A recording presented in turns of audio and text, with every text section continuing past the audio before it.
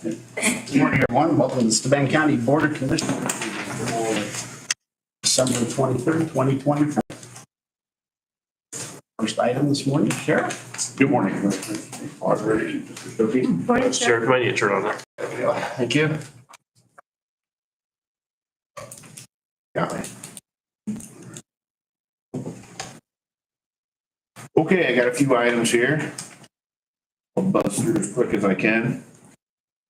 I've attached a request, at least a quote from Swift Broadcasting in regards to advertising for new employees. In the resolution that we created a couple years ago, along with county council, I included in there the ability to use my commissary funds for that. That number that is in the quote will give us 50 advertisements, 30-second advertisements. They'll create a commercial. I don't know how many times for 2025 I would need that. We just got into a discussion. I thought that might be a good idea to have. I only have one opening. We're currently, I'm not having an issue of hiring. I'm 100% in the 911 center as of last week. And yeah, amen.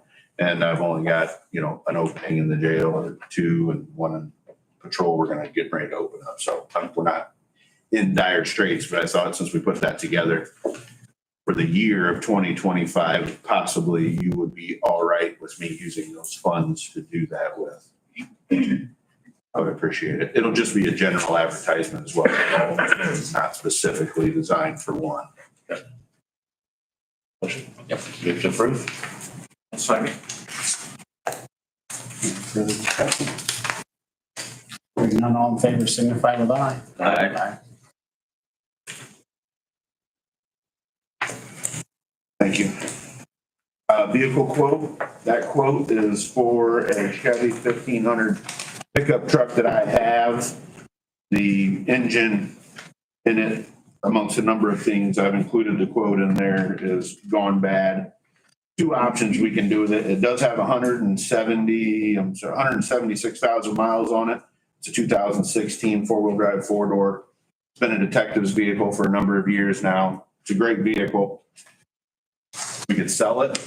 I don't know what it would bring. I'd be glad to turn it in. Or we could put a new engine for that 9,700 or just what they believe the repairs to be for the 6,700. Now I have, obviously we're close enough to next year.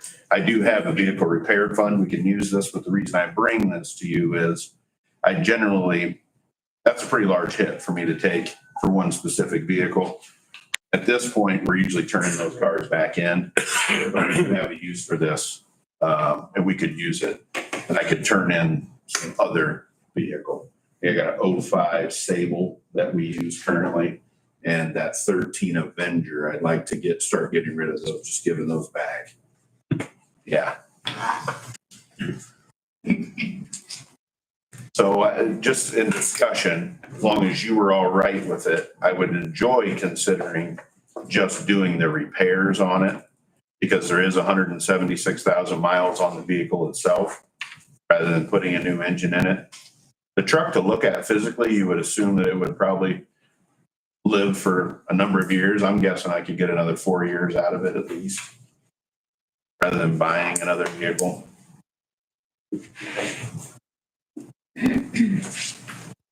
But again, I don't have to have it. I can turn it back in. But if I do come in mid-year, because I'm short in my maintenance fund, or my vehicle repair fund, that's going to be why. Because we took a pretty large chunk. I was going to ask you more questions. Do you have anything you can carry over? Because that's obviously not going to be much. No, I don't have the number exactly in front of me, but I believe we're right. We were down to $800 a week ago or so. I was gonna say you were pretty low. Yeah, and I think I had 10 cars and oil changes since then, so they probably eaten that up. Or getting close to it anyway. So we might look at moving everything forward then. Since they have to, if he's approved to do this, you might look at moving everything like that forward, even if it's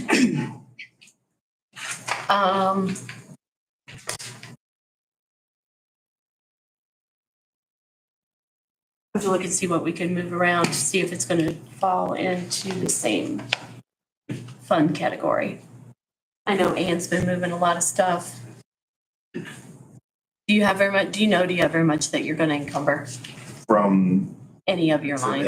no, We'd have to take a look at it and see. nothing of any significance. Okay. I think I'll be all right next year. I just wanted to come in and do one of those. It's not just me, we all knew about it and you forgot kind of things. All right, yes. Move to approve. Second.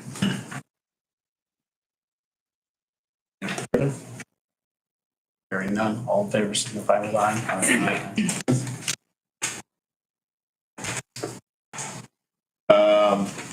Motorola upgrading.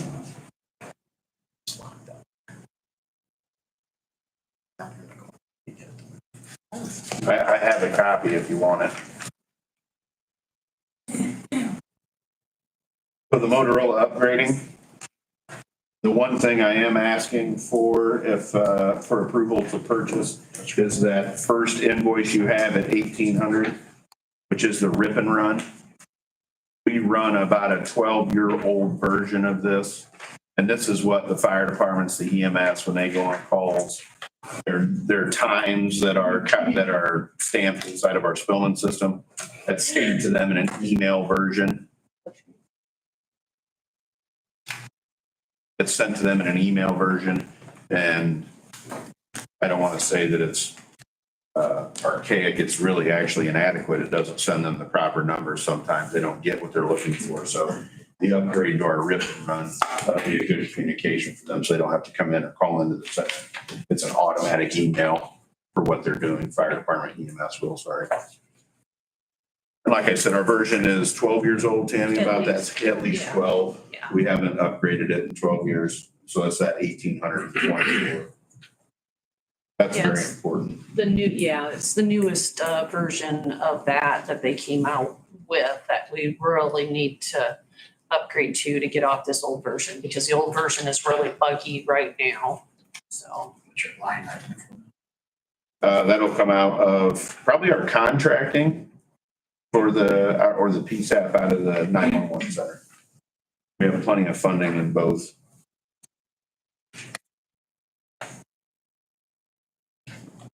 Questions? Yeah. Move to approve. Second. Further discussion? Hearing none, all in favor, signify with aye. Aye. The next three quotes you have from Motorola, the first one is the 19.4, that's the mapping software. We don't have mapping, geolocating, any licenses currently inside the 911 center. This kind of came up in the last year or two, both with Angola Fire and with EMS requesting a mapping system to be provided. This is Steuben's mapping system, but for us to get up to date, we have to update a number of things. One being our licensing, our geolocating, and then we can get the mapping software. So those are the three different invoices that you have. Once we have those, and really today, I wanted to supply you with those numbers. I think we should probably have, President, if you would assign a commissioner to me, or maybe we all sit down. I think it's a very important conversation to have with IT, because if we start including this will give other agencies within the county the ability to purchase their own mapping software through Spillman, because this is just the infrastructure for it. So if a fire department or a police department wanted to have it, they could purchase then the software for their agency alone. But we're providing that service. So we probably ought to have a meeting to sit down and see where we want to go with this. Are we looking at, billing users? Because I don't know how many users there will be. Maybe nobody will want to get on. Maybe it won't produce what they're looking for. And I know on some of this, I've talked with the fire chief in the back of the room. It's got fire hydrant locators on it. So when fire departments pull up to locations, they can see those type of things also on this. But that, again, that's up for them. We can't move forward until we have these. So I wanted you to have those numbers, because it's a pretty good sized number. We have that discussion. I mean, someone is providing for others. What does it provide for you? It would give me the ability to purchase the mapping software to put in the squad cars as well. At this time, I'm not interested in it. I don't think I would need that at all. The dispatch center, it will actually prepare them for the next gen 911 services that are coming about also. And for the dispatch center, again, it will be immediate, new mapping information, because we will be using a direct link to our current GIS information. So as soon as it is updated by the GIS director, then the 911 center will have the updated information.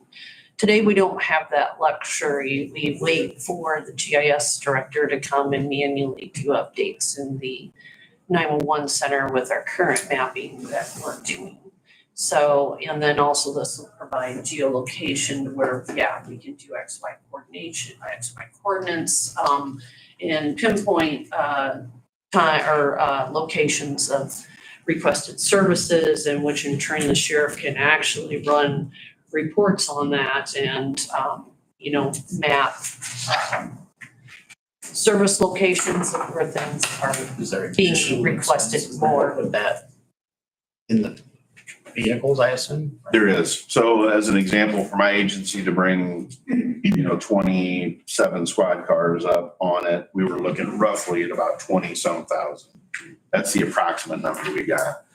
So for someone like EMS, for example, where you're running 5 ambulances or so, I don't know. I'm assuming it's by user and program. So that number may be a little less, but you're probably going to be right in that same range. I think once you get the license and of course, Tammy would have to speak to that as well, but you're looking at another 20,000. The city has a version of this through Spillman. They offer 2 different AVL and then this mapping system, but the city has the AVL side, so they're not using the latest and greatest, the easiest version. They're using just a locator version to locate their cars in an emergency type of situation. They're not using it for each call, exact pinpoint on a map where that 911 call is coming from or an address is coming from. They don't have that version because we don't have it as infrastructure. If we do, they can purchase that themselves. Yeah, it's a secondary. And get it as, 20,000 is just to get you updated, then it would be another 20,000 on top of that? there's 3 of those. Yeah. Yeah. We would need all 3 of those, the 19,495 for the mapping, the Okay, yeah. 24,636.97. 6.97. yes. And then the last one is 21,240. So those 3, I think we, asking for a meeting on what we want to do before we're to move forward with something like this or consider moving forward. We may all sit down and talk with maybe some fire chiefs and some town marshals, and they may not be interested. And if they're not interested, then we would just look at doing something for us then. But I think if we open this can of worms, we probably ought to be prepared for what could possibly come. What was the third dollar amount? 21. I'm sorry, hold on 1 second. 21,240.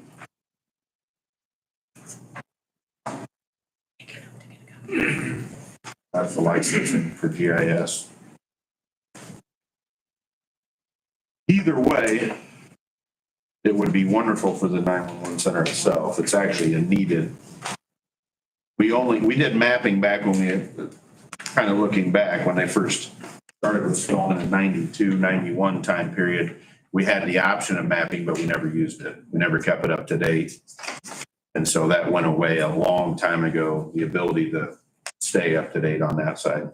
Yeah, they were trying to use tighter map files a long time ago that the state actually had that they were doing, and it just is not feasible to use even. Yeah, in 91, 92, the technology was really not, Yeah. not what it is today, so. So then we'll just have a discussion later. The numbers they have. The next, our drinking fountain went haywire. So we had to replace it. There is funding in this year's fund. We've got the invoice already, all done. So if I could get permission to replace that drinking fountain, it's the sandstone water cooler. Move to approve. Second. Any further? Aye. Charlie Spider Fighters, that's our building, also coming out of building maintenance for next year. It's our contract with them. Move to approve. Second. Any further? Hearing none, all in favor, signify with aye. There's another one for your consideration. I'd like the attorney or someone to look it over as well as mine has. This is a change of my medical provider for the inmates. The flat fee that we paid, and we got a number of services. They have come to all the sheriffs and said, we need to amend and change the way we're doing this. On the back of that page, in the bottom paragraph above the signature lines, it kind of gives you a brief little layout of what they're doing and why they're doing it. They're now asking that we all pay for the medications ourselves out of our accounts. And they're also asking that we pay for the out of house medicals ourselves. They will still, what they call scrub it. So in other words, when the bill comes in, they'll still contact and work through the insurance company and get it reduced to amount. But in there, it says they want 12% of whatever they get that bill reduced by. Currently, they don't charge me to reduce it. They don't charge any of us, but it's gotten to that point. So in the numbers, they would have reduced last year's by 50 or 60,000. So this year, if they stay on track, I should be within where we've already budgeted for 2025 medically. It's just going to be who knows, it only takes one or two majors and then we're blown out of water again.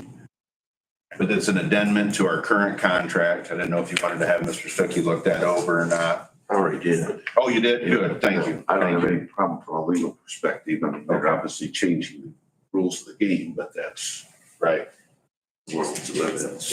yeah. All right. And it's a little early for me to go out and seek we're getting ready to start into the next year and to shut off any medical. I don't even know where that would lead me. So we're running a mini hospital in there, as you know. Yeah. So. All right. Motion, sure. Move to approve. Second. Any further? Hearing none, all in favor, signify with aye. And last but not least, the battery backup system for the dispatch center. This is 2025's contract and will also come out of the service agreement fund. So we have the generator, which sits inside the jail, but also backup for dispatch. But 911 requires there be a secondary backup to the backup system. So here's the battery backup. Move to approve. Any further? Hearing none, all in favor, signify with aye.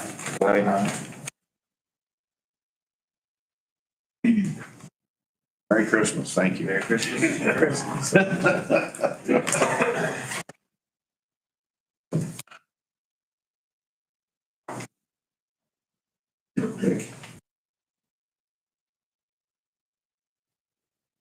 Ron? Yeah. Yeah. Okay. Mr. Reed?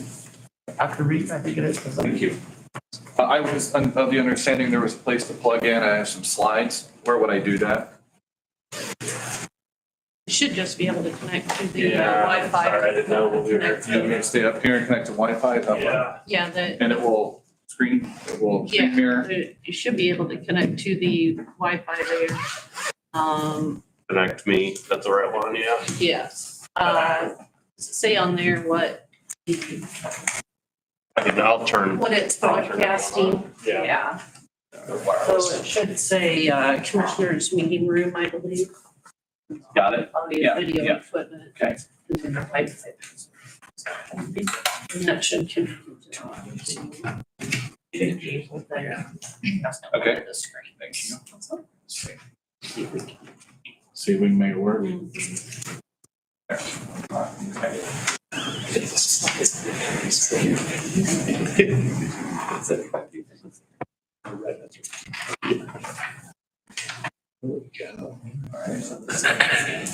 Get something to show up for you. I'm up and running here Yeah. on my end and I'm connected. Maybe try and turn that one on. I'm not sure what TV it's gonna It's, broadcast on. they're on the wireless, I'm on the wireless display, so they should be connected to it. I'm on the appropriate Wi-Fi. Commissioner's meeting room? Yeah, I'm connected. Okay. And so Bring to K to connect action menus, select meeting room display. So press the Windows key plus K to bring up the connect action menu to select meeting room display. that's Windows and Mac. Let's see then. It says swipe to bring Oh, you're up the control center. Use an Apple. Yeah. He's has an Apple product table. Select screen mirroring and then select meeting room display. That's iPhone. Six. Okay. Mhm. Ground. I see it. You see it? Uh-huh. For my fourth garbage bag of cleaning and sorting. I guess. There you go. There we go. There you go. Great. All right, good. I appreciate the opportunity to be here this morning. My name is Luke Reed. We have a home on Bayview. I have a few of my neighbors here with me that have a similar perspective. Just wanted to bring some data to your attention that I think might be a little bit enlightening. As everybody in this room knows, Bayview Road is a stretch of road that essentially runs from Dollar General to Four Corners. It is a county road that not only is residential, but is also a thoroughfare that connects northern Steuben County to Angola. There is a posted speed limit of 30 miles an hour along that stretch. Along with the residential stretch of the corridor, there's also a commercial stretch where there are numerous restaurants and alcohol serving establishments. It's a super interesting road just because of the diversity, but because it's a residential road, there's also a campground on there. You can see on a given day, dump trucks, semis, UTVs, motorcycles, passenger vehicles, you name it, okay? Here's just a graphic from the Steuben County Beacon showing the red stretch of road extending from Four Corners back to Dollar General. That is Bayview Road. We have some significant concerns as homeowners along that stretch of the traffic, not only volume, but speed. As one of the destinations along that road are the bars where it's frequently impaired motorists. So pedestrian safety, motorist safety, and road noise are concerns. I have gathered information that is publicly available through the radar signs that are posted, again, just north of Dollar General and then further down around the corner, more approximating the campground. That is interesting to see. Okay, this data was basically accumulated during the summer months from Memorial Day to Labor Day of this year, 2024. Okay, here's the data. This slide indicates the number of vehicles per hour, again, from Memorial Day to Labor Day. What you'll find is that the spikes on that graph indicate weekends, all right? So the very first spike that's over 200 is Memorial Day. Each subsequent spike is weekend traffic. In the middle of the graph then is 4th of July, and towards the end then is Labor Day. But you'll see on any given weekend day, every single day, there is north of 150 vehicles per hour down that road. And on heavily traveled weekends, closer to 250 vehicles per hour. Extrapolating that down, there's one vehicle passing any given residence every 18 seconds. Every 18 seconds, there is a vehicle passing in front of any given home. Okay, and that is factual, numerical, objective data. Okay, let's bring your attention to speed. This is a pie chart. You will see that only 3 out of 10 drivers are at or below the posted speed. You can see approximately 30% of the drivers are at or below the posted speed. Darker green data indicates vehicles that are traveling between 31 and 35 miles an hour. The yellow is 35 to 40. The greenish brown color is 41 to 45 miles an hour. And the red are people that are going 45 to 65 miles an hour and over. So again, 30%. That's the 275 north it says? It is. I love this, Yes. trust me, it's why I bought It it. is. That speed sign though, is just a consideration that the speed sign sits in it sits on the edge of the zone. It So is. it's clocking cars coming at it that are in a different speed zone than when you get. That is inside. correct. Okay, That is correct. okay. I did, just to be clear. Yes. Because it does confuse a lot when I share it. This is the same thing, same data, just in a different format. Again, you'll see where the dark green band is in the middle. That is the average speed. So you can guesstimate that the average speed is around 35, but you can also see those spikes that are above that green zone that are in the 40, 50, even approximating the 60 mile an hour range. Even more alarming is the next slide that shows maximum speeds. So you can see some of those spikes. Many of them are above the 60 mile an hour mark. There's even one above the 80 mile an hour mark. So you're talking one vehicle every 18 seconds that are traveling at speeds that are significantly above the posted speed limit. And in many situations, in a few situations, are time and a half or 2 times above the posted speed. There are many different homeowners, different situations along there. I just took a snapshot of mine. On the left edge of the red line is my driveway. That red line down the middle of the road indicates my level of visibility looking east. Bayview Road is curvy, it is hilly, it is difficult to see oncoming traffic in any direction. I use my rangefinder to determine that I have 271 feet of visibility when I stand on the shoulder of the road and look east, and it's marginally better when I look west. So 271 feet is how far I can see oncoming traffic, okay? But again, because of the rolling nature of that road, my situation is not unique, okay? This is the same picture, but using the beacon's topographical mapping feature, which shows that, and again, I don't think I can use a pointer feature. Yes, I can. Right here at the top of the hill, this is a certain elevation. I think it's 1,000 feet above sea level. Same thing down here by Mr. Cordy's house, who's here in attendance today. This is about 1,000 feet of elevation above sea level too. Here in the middle, there's a 20-foot drop, okay? So what you have is a situation where you've got a big curve here to the east, a big curve here to the west that are both on top of hills. So the oncoming traffic heading down towards this heavily packed residential area and a campground where there are hundreds of campers and therefore hundreds of cars utilizing this connection right here. It is flanked by hills on both sides coming down. So you've got traffic that you can't see that have gravity, even if they are trying to observe the posted speed, they're going down a hill. So they're coming down a hill towards this valley where there's 20 foot of drop in a short stretch. So the traffic inherently gains speed. And as homeowners, you can't see them coming because of the hills and the curves, okay?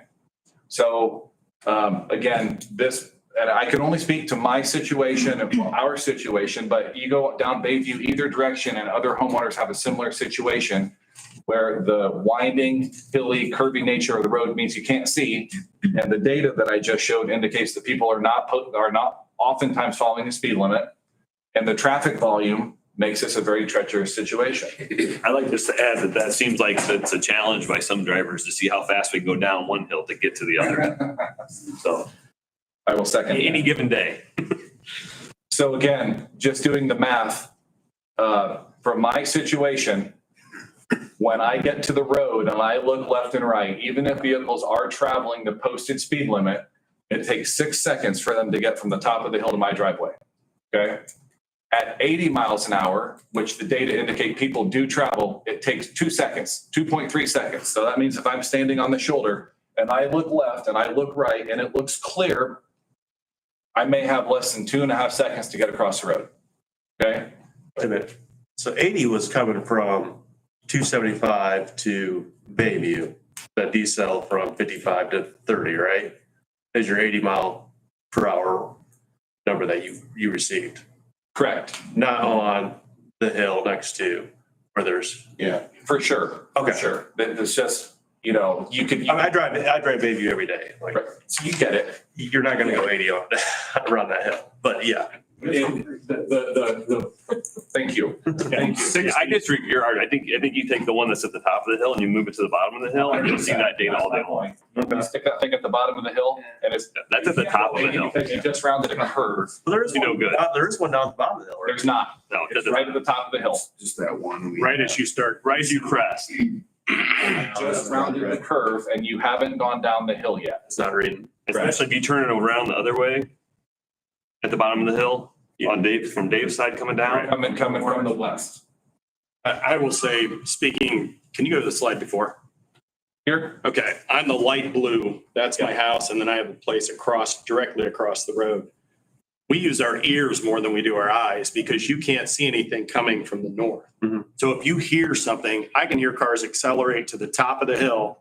And then by then, you know not to cross because they'll be, I would say a good average for where we're at is 40 to 50 mile an hour, nowhere close to 30. And many of us own both sides of the road. I do, Dave does. You could go up and down Bayview and a lot of people own both sides. So we're not, you know, we're crossing the road frequently to get from a garage to your home back and forth. And so you have to cross the road. It is dangerous. It is. We've got kids, we've got grandkids. So it's treacherous. On top of that, in this area, the houses are close, right? So when I pull in, the rear bumper of my car is not far from the road. So to even walk around your car is dangerous. So you've got a perfect storm of curves, hills, speed, close proximity of homes to the road, and by necessity, crossing the road multiple times a day. So what are solutions? We could patrol it more. That may help with speed. It's not going to help with traffic volume. It may help with speed, but the volume, in theory, would you agree, would stay the same? Oh, yeah. Okay, so traffic volume is not going to change just by patrolling, but it may help with. I'm not a highway engineer, but I think rerouting the road. We have one in the room. Great. Well, I'll be interested to hear that perspective. So rerouting the road to get traffic by necessity off the road seems great. But there's obviously cost issues, logistical problems, and that's not going to happen anytime soon. And I think we all understand that. So why don't we just use speed bumps? I've talked with the county highway before. That idea was met with the expected resistance. I will not speculate as to why or why not speed bumps aren't used. I'll leave that for his time. Speed bumps work. This is a peer-reviewed study in the Journal of Transport and Health. I'll just let you read the highlights. Speed bumps are effective in reducing pedestrian-involved automobile collisions. If you want to read the entire text, you're certainly welcome to. That is the conclusion, again, from a 2018 peer-reviewed study. What will speed bumps on Bayview do? By definition, it will slow the flow of traffic. It will slow the speed of traffic. Anybody is obviously still welcome to traverse Bayview, but doing so will be at a reduced speed. With that being said, the idea, at least in my mind, is that through traffic, not residential traffic that's trying to get to a destination on Bayview, but folks that traverse Bayview daily, that are trying to get from northern Steuben County into Angola, they're not going to want to travel over those speed bumps if they have a choice. They're more likely to go around Orland Road, go down, 300 West, and then down Orland Road, and they're still going to come out at the same destination as they would have. Orland Road is a county road, lightly populated road, basically made for the type of traffic flow that we get on Bayview. But because Bayview is such a thoroughfare, people tend to use Bayview more so than Orland Road, okay? So again, using the beacon system, if Bayview were posted with speed bumps to reduce traffic speed, in my opinion, it would decrease traffic volume significantly as well. If you had the choice to use a road with speed bumps every quarter mile or a road with no speed bumps, I think most people that are traveling from point A to point B would choose to use the road with no speed bumps. And so by secondary intent, speed bumps on Bayview are likely to route traffic down 300 West to Orland Road. I don't know the name of this road, but you all know, right? And in doing so, you're taking traffic from a densely populated area with its hilly and curvy and taking that same traffic and you're just simply routing it out through the county where traffic should go. And they're still arriving and they're still leaving and arriving the same destinations. They still end up at Four Corners. They still end up back here where the road splits at Dollar General, and you're just taking that traffic and you're getting it out of the residential area and into the county.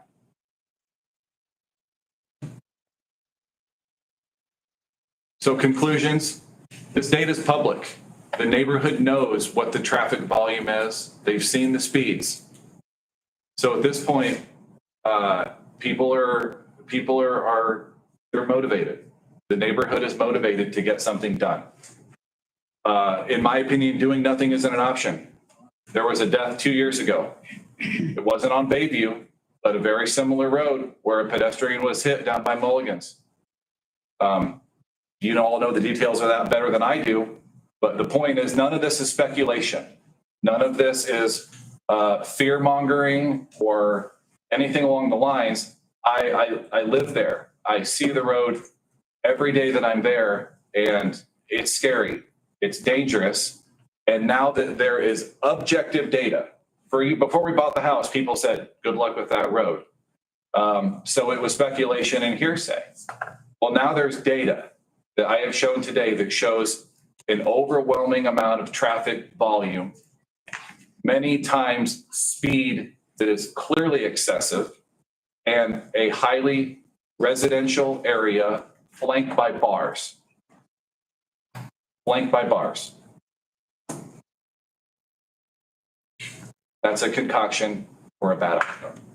And so at this point in time, I'm no lawyer, but the fact that there's data that shows there is a speed problem, there is a volume problem in a residential area flanked by bars, if nothing is done, does that expose the county to litigation in a situation where there is an untoward event?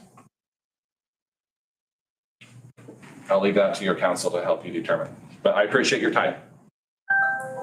Thank you. Thank you.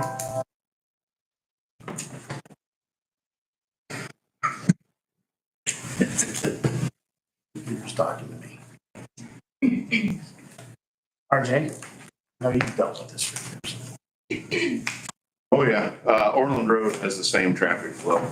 That's why I put one at Bayview by his home. I used my donation fund to do that. We were so interested in the numbers. And then I put one on Orland Road. It's got, I think we're within 1,000 or 2,000 cars for the year in comparison. And Chip can probably speak a little more to what the traffic looks like on 200 West. He's exactly right. The roads, we've had dozens of conversations. The roads are not meant for that type of vehicle traffic. It's just so heavy. By the time you add in the marinas, the boats, the trailers, everything that's used on those roads, they're the main veins for those whole areas, Orland Road and Bayview Road, and they're both extremely maxed out on usage requirements and whether it would be regulated or not. So I'm good with any idea like a speed bump. I don't know where you would go with that. I don't know how that works. Again, that's not my realm. We do patrols. The state does patrols. I've gotten, I wouldn't have to venture to say how many hundreds of OBIs we've written on Bayview Road right now. The numbers that he's using, they are numbers. The 275 sign, that 275 North Bayview Road area, Lake James Lake Association purchased that one.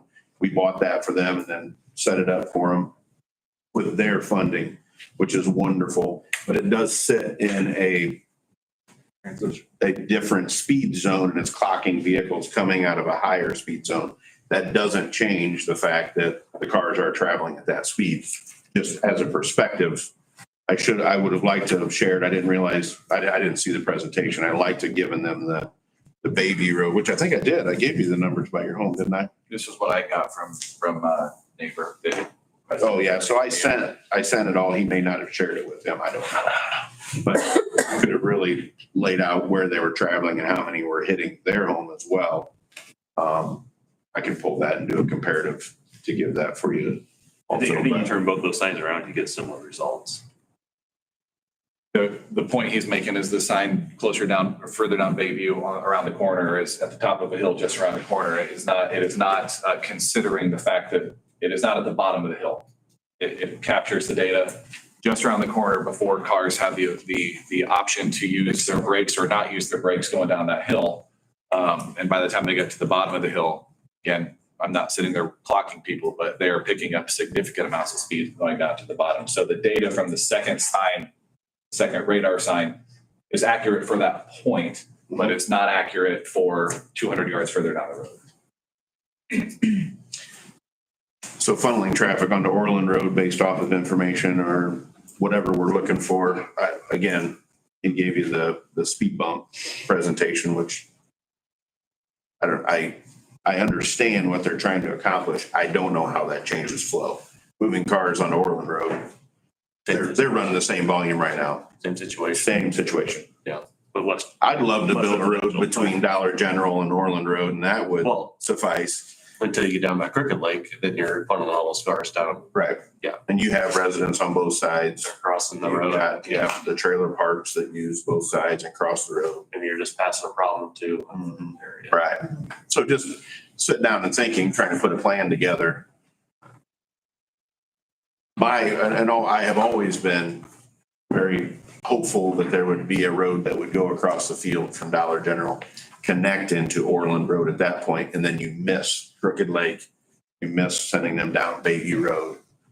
How doable that is, again, that would be up to the highway engineer and the commissioners as far as what you'd want to purchase. But we are in a particular situation.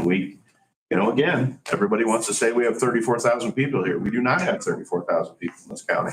We have 140,000 people on a good day. But The reality is, infrastructure and resources are only. dealing with an infrastructure that was designed 100 years ago. If we were to start over, it would not look like this at all. We all agree with that, Right. So it's our challenge to, try to get that up to date using, today's models and how things work, roundabouts, speed bumps, stuff like that. But you got to integrate that stuff into newer roads, and it involves moving a road. But I do know that Chip has been working on that stuff, and I'm sure he's going to fill us in on some of the stuff that he's been working on that corridor. Right, Chip? Sure, you guys ready for me? Yes. Okay, so answer one, is Steuben County doing anything about the known problem? Yes.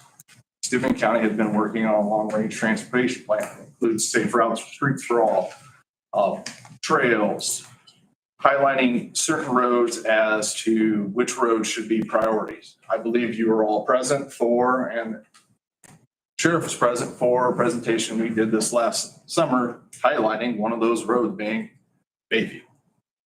Okay, along with some other roads that have the exact same characteristics and traffic data as Bayview.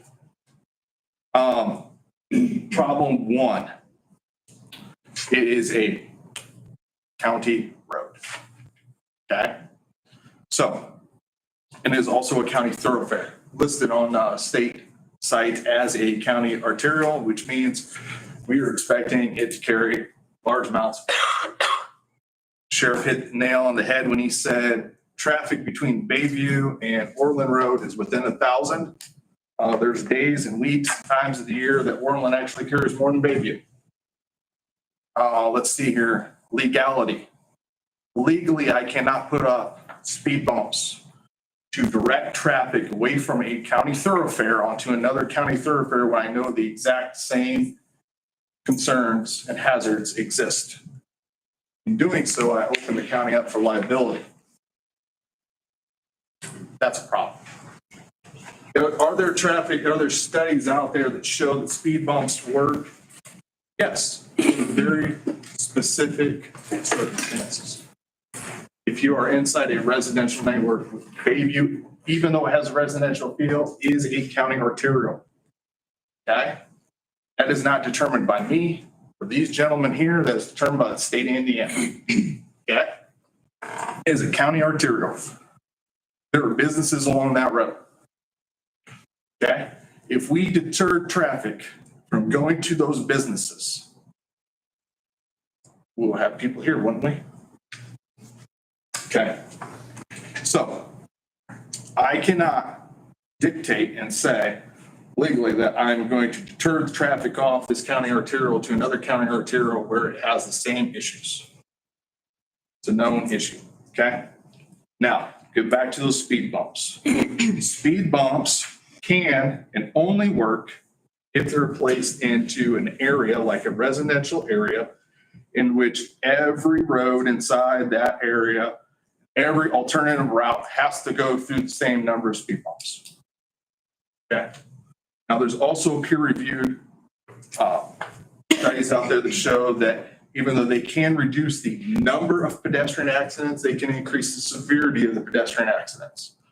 Because what do speeders do? This is a human heart condition. Okay. They're already disregarding the speed limit. They're in a hurry. Now I force them to slow down. What are they going to do? They hammer in between it, causing more severe accidents in between speed bumps. Okay. They can reduce the number. They can also reduce the fatalities. Okay, so that's a concern, which is one of the reasons why we don't see them.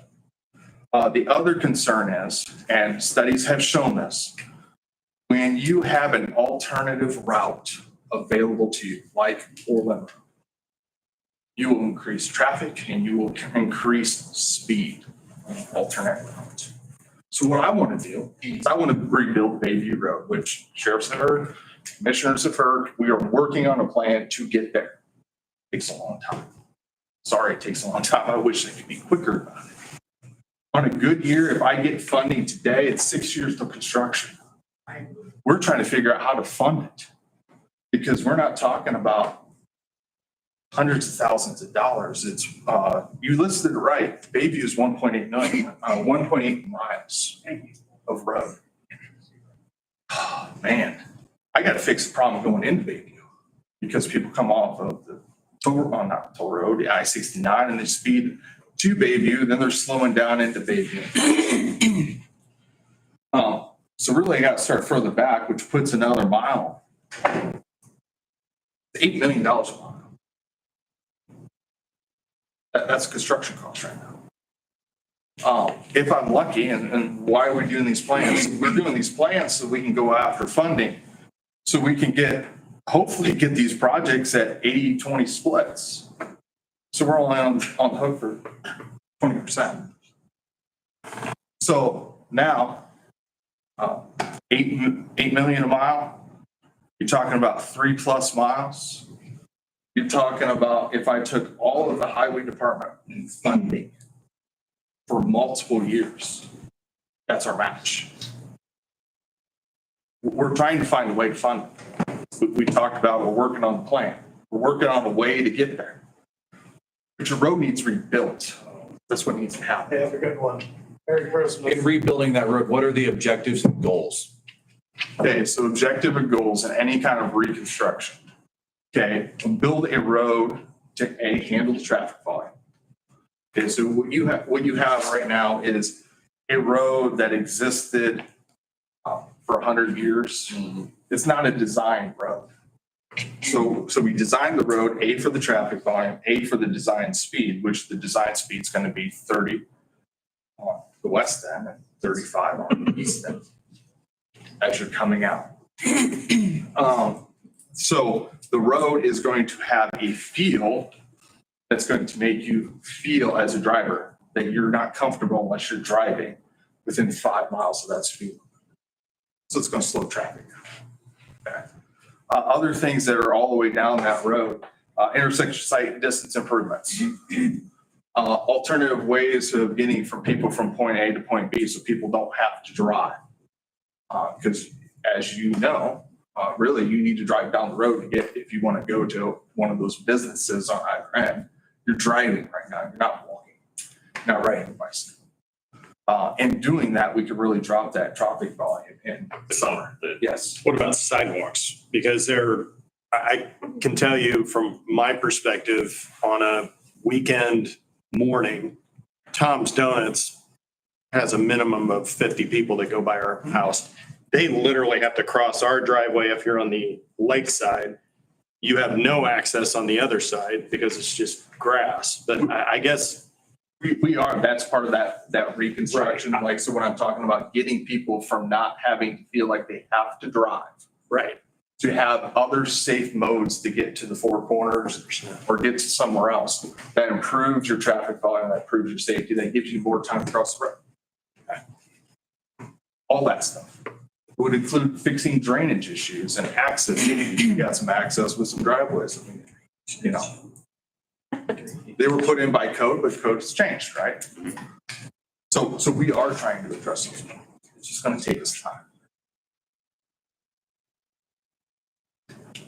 And so between now and the time of this road construction project, it's basically just status quo?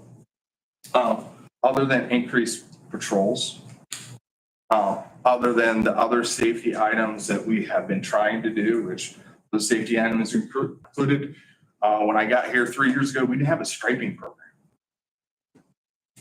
I've striped that road twice. I'm going to keep striping it because it helps people. We've been working on the signs. You know, we're not open to not doing anything. We are trying to do stuff, but we do have to take into our consideration, the big picture when we make that, because I can't just move one problem to another. And what's the disadvantage of speed bumps, you know, on the section of Orland Road by Crooked Lake and through sections of Bayview, not all the way up and down the road, but just different sections of it that are identified as problems? Disadvantage of putting speed bumps during the whole corridor. I mean, they wouldn't even have to be permanent. They could just be seasonal. Yeah, I have experience with seasonal ones. That's a different maintenance issue. You can put out seasonal ones. They don't work as well. And I'm getting into a maintenance issue as to seasonal versus permanent. Permanent one, I would go out there and I would pave a bump with asphalt. The good news about that is it doesn't create potholes. I don't have to, you know, it doesn't magically disappear in the middle of the night. Truck drivers don't steal them. They don't get ripped up. And it sounds like a one-off to me. I mean, But there is some other legal stuff and doing all of that again, because now I have another arterial. And whether people like it or not, go up 300 West, there's businesses up there. And that becomes their route. And now I'm telling them they have to, as a truck driver, they have to go alternatively, creating more miles. And there's some other issues with that. But I can look at that, give you more in depth, because I'm really in the weeds about speed bumps at that point.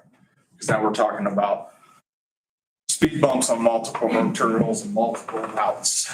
And that's a deep conversation that I could answer later on. We have time. I mean, another thing we're adding or looking at into is the mobile radar signs. That, you know, if there's an area maybe that you think could possibly need more protection or more with that, we can put one of those mobile ones there to, you know, to keep an eye on the numbers. Yeah, more data. But I mean, the reality is we are aware of the problem and we are actively trying to find a solution. It's just not going to be a quick process. I mean, to do it right, it's going to take us a while. The question for the sheriff, does he need special permission to park, to patrol on one of our properties? Because I would gladly, I would speak for my neighbor right next door to me, opposite side, west side of the road, either our parking area or hers, and I guarantee we'd be glad to see at least a diversion, because I've never seen, no offense, no patrolling. But I would love to see that. I mean, I think that would at least pacify for a little bit. And again, we can communicate later and you can park on our driveway and you'll have a field day. I mean, you really will. It's crazy. Yeah. It's nuts. Three of you sitting there, that's the number of officers that patrol this whole county right now. Yeah. And The whole county. yeah, understood. Yeah. There's Not picking on you at all, right? No, yeah, but there's your issue. So, Okay. yeah. Okay. I get a lot of, you could make money. I'm not in the business of making money off of our community. That's not what we do, but I'd sure like to help. No, but I would lend the place to stay or to park and more than welcome. Like I said, I can pull the stats on how much we've written and arrested on Bayview Road this year, which is a good amount. Yeah. So, but probably not satisfactory to what we're trying to accomplish. I understand that part, but thank you. Yeah. Yeah, we would love to sit. Where you guys? Yes. Yeah. I Yeah. spent most of my childhood. Right across the road, so, yeah. I said, for one, I know there's been conversation about a roundabout there at Orland Road and 200 West, and I think that if that ever could happen, would set the tone for speed coming down Bayview, first of all, because that's, it's a pretty wide open road and you're funneling down to a dense populated area. And I think that kind of starts to set the tone. Whereas, without it right now, you're cruising down into that first corner and not getting your mind adjusted to this is a residential area and I need to slow down. And then I wonder, and Sheriff, you tell me if this is something that we could do as a county or not, but the investment in all this road work and everything else is significant, but maybe it would be worth investment just in an actual camera ticketing, speed monitoring system that let them know with signs, your speed is being monitored and you're on camera and you'll be ticketed if you're violating the speed limit. I know that's not a cheap system, but it's a lot cheaper than any of these other, ideas right now. Sure. And I've traveled that road for 45 years. Every single day I travel Orland Road from 300 West down to Four Corners is a natural speed bump already. It's a horrible road. You can't go very fast on it. But traveling both those roads, I totally agree with you guys with the problem. I see it every day. And it also rerouting it down Orland Road, you're funneling all the traffic from Lake James, Lake Gage, Crooked Lake. There's a tremendous amount of traffic there as well. I don't think the residents abide by the speed limits want to deal with speed bumps every single day. But I think in those situations, if you could actually let people know that they're being monitored and they're going to be ticketed if they're speeding, I mean, that's the number one thing that I think gets in people's mind is they don't want to be fined and have it go on their record and everything else. If we could possibly look at implementing something like that in those difficult areas, I think it would have more impact than anything. It's very viable. It's processed through the court official system. And that would be whether the council and commissioners wanted to place one of those in the community, a couple of those that would, I'm sure would be led to a discussion, but inevitably you could get those pretty easily. And then it really just becomes through the prosecutor and the judges, because it's more of a direct. Whether they want to deal with it. Yeah, it's right through the clerk, prosecutor and judge. Once we get it implemented, but yeah, it's a very viable option. That might be a better short-term solution. I think we need short-term something. You know, personally, I think potholes would be an alternative to speed bumps, so. I mean, it's naturally, Claims. and everybody's drove that road. It's naturally, just pay attention to where you're at the bottom of that hill, either hill. It's naturally just to be speeding. That being 50 miles an hour, you know, that's our only 4-lane road in the county, county 4-lane road. But that traffic light solved a lot of that problem, that intersection. So now people aren't just making that a speedway, because I've always noticed too, if you're coming from 200 north to 200 west, the very first second a car trips to turn left towards I-69, it instantly sets those lights off. Those lights don't make cars stack up there. So that it's frequently a red light if you're traveling 200 west. That helped a lot. A roundabout, again, would reinforce that this whole area now is a speed control zone. So yeah, just something you can implement quickly too.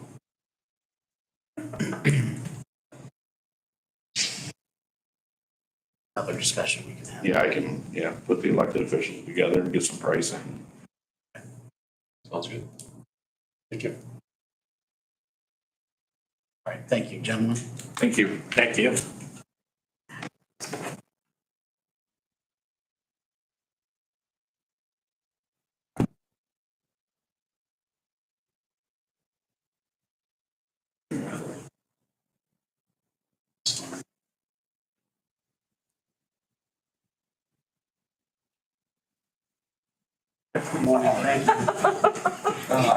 I have a NDOT RPA voucher for your approval. Claim 17 for preliminary engineering in the amount of $1,140 to DLN countywide bridge inspection. Move to approve. Second. Any further discussion? Not all in favor, signify with aye. Aye.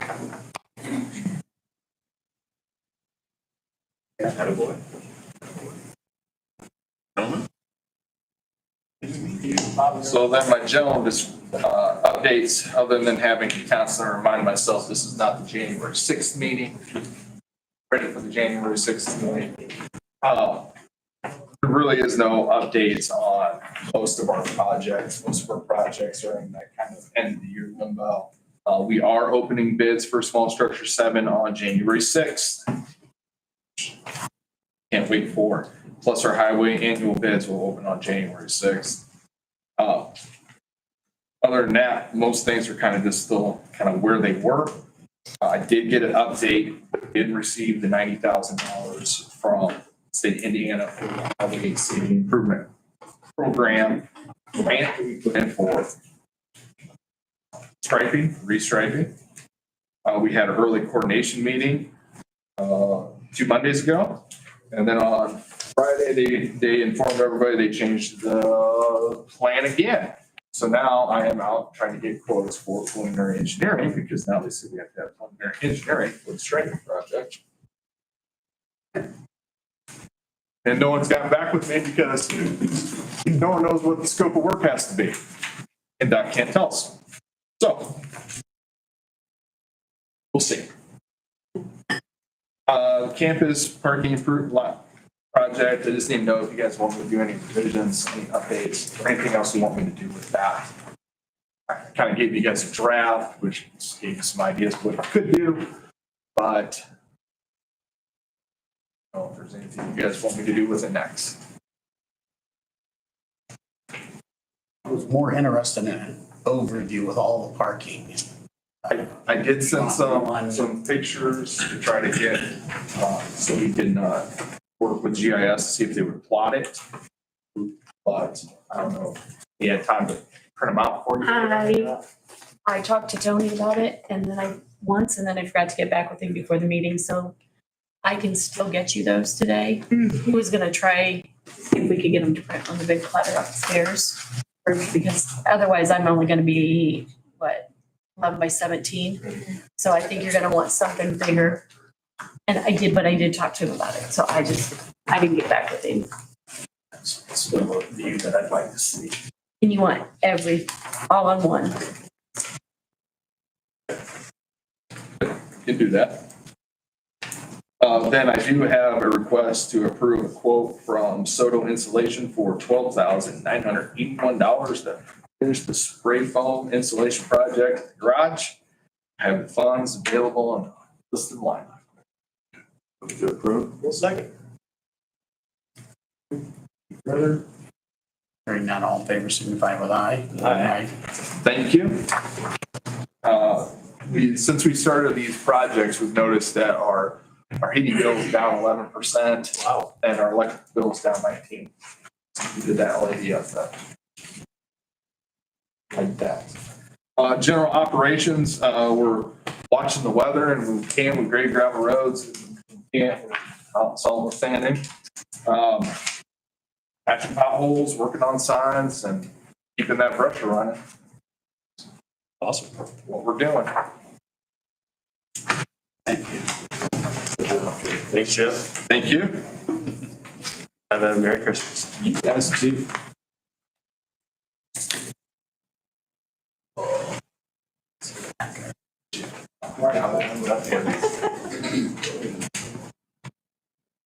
You're next, Clint. I didn't see you.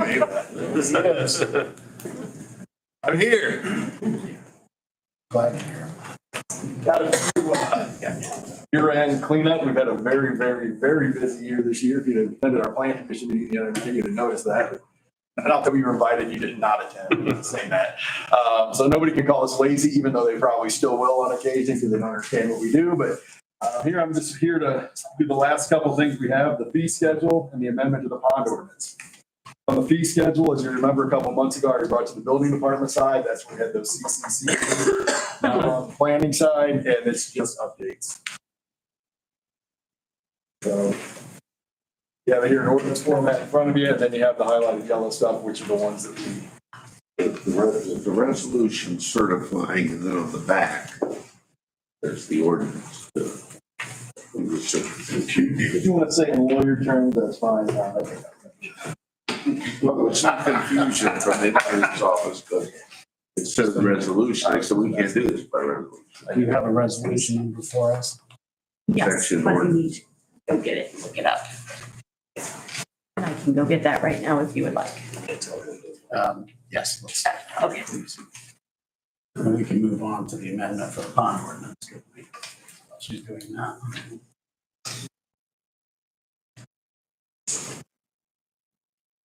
The pond ordinance amendment is pretty straightforward. I mean, what we had before was basically a sentence.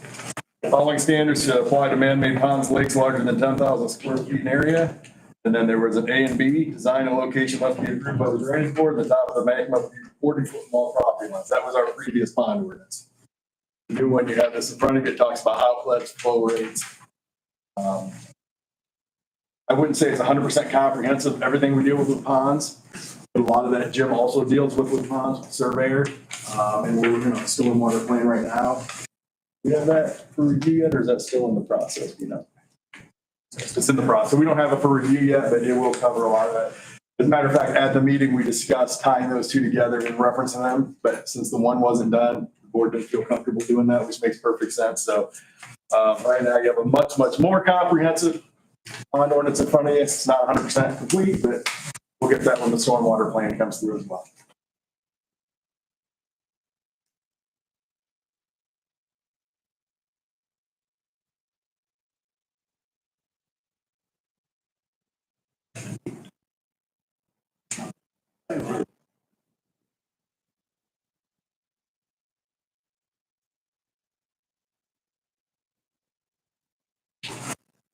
Stand by while we wait for some numbers on it. I'm here for you.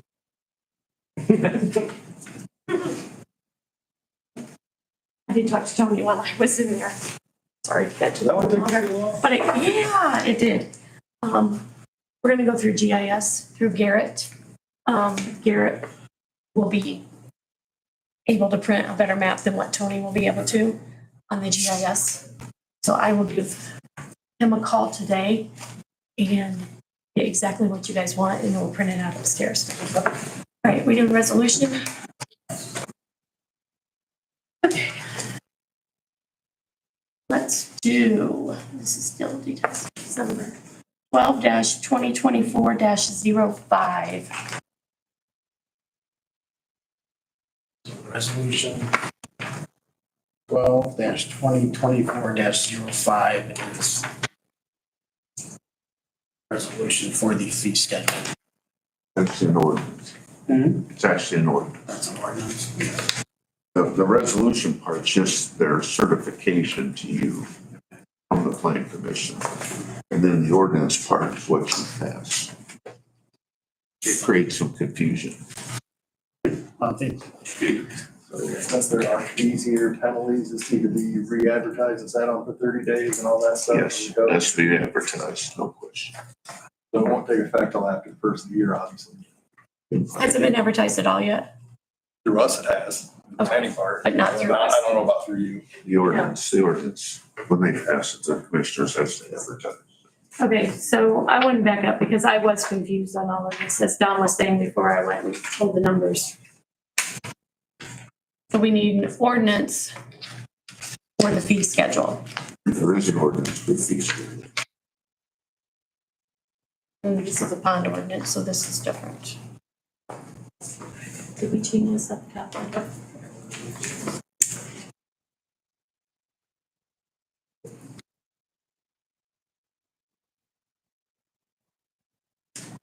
The resolution is the certification, the ordinance is what the commissioners.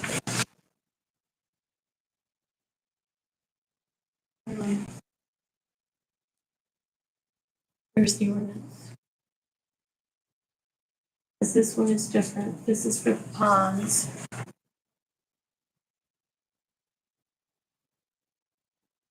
And this is the zoning ordinance. So we are on the fees. It was drawn up as a resolution, so it needs to be drawn up as an ordinance. The ordinance on the back, isn't it?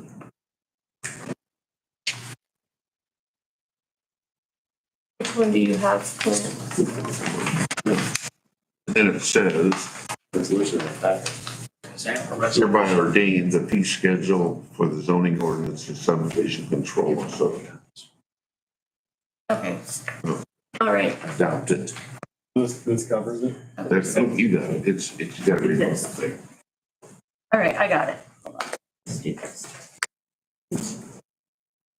We're gonna do it we're gonna change our front page, which we have the Word document on it. So use ordinance number 1025 and not resolution number. ordinance number 1025.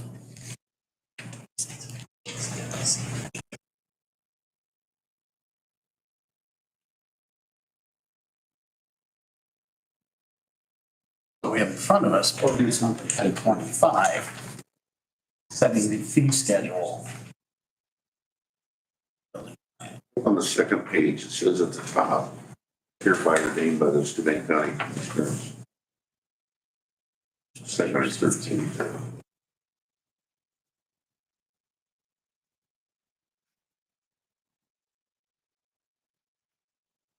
That's why I was so confused about this, the way it's worded.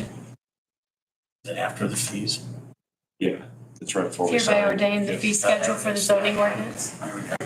Certified by resolution, okay? Yeah. Then the commissioners pass it by ordinance. Okay. So between the Board of Commissioners, you gotta deliberate by majority vote, do or do not concur with the recommendations of the council. Hereby ordain the fee schedule for the zoning ordinance and subdivision control ordinance of Steuben County be or not be replaced. And the reason it's the alternative, because if you deny it, it goes back to the planning commission and they have the right to change it or. So is there a motion for approval or denial of ordinance number 1025? setting the fees as recommended by commission. Exactly. I'll move to approve. I'll second.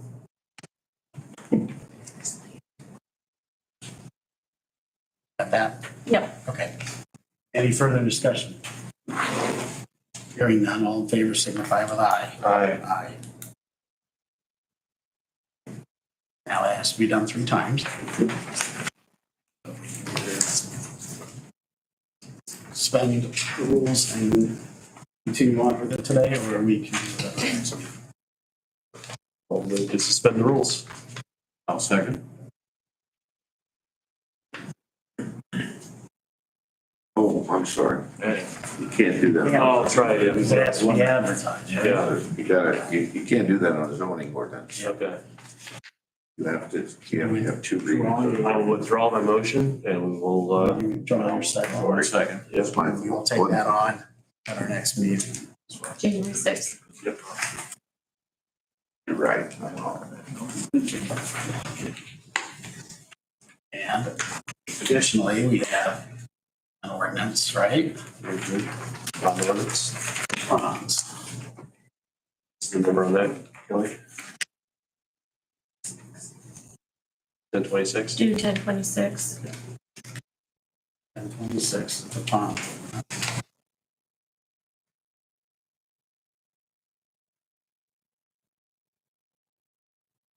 Motion? Yes. I will make the motion to approve the bond ordinance of 1026. Any further discussion?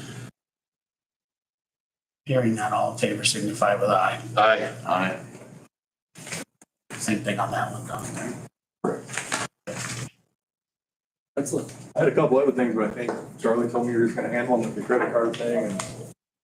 Okay, you got it. Yeah. Nothing on you. That's all I have for you then. If you have anything else from me, otherwise have a Merry Christmas, Happy New Year, all that good stuff.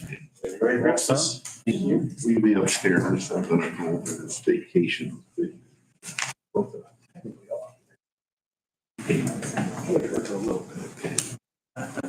Clint, Yes. do you know, I didn't see yours. Do you know what that is? Good morning, Good morning. everyone. How are you? Good morning. We are the airport team. The first thing we want to do is introduce, Aaron Camp, our airport manager.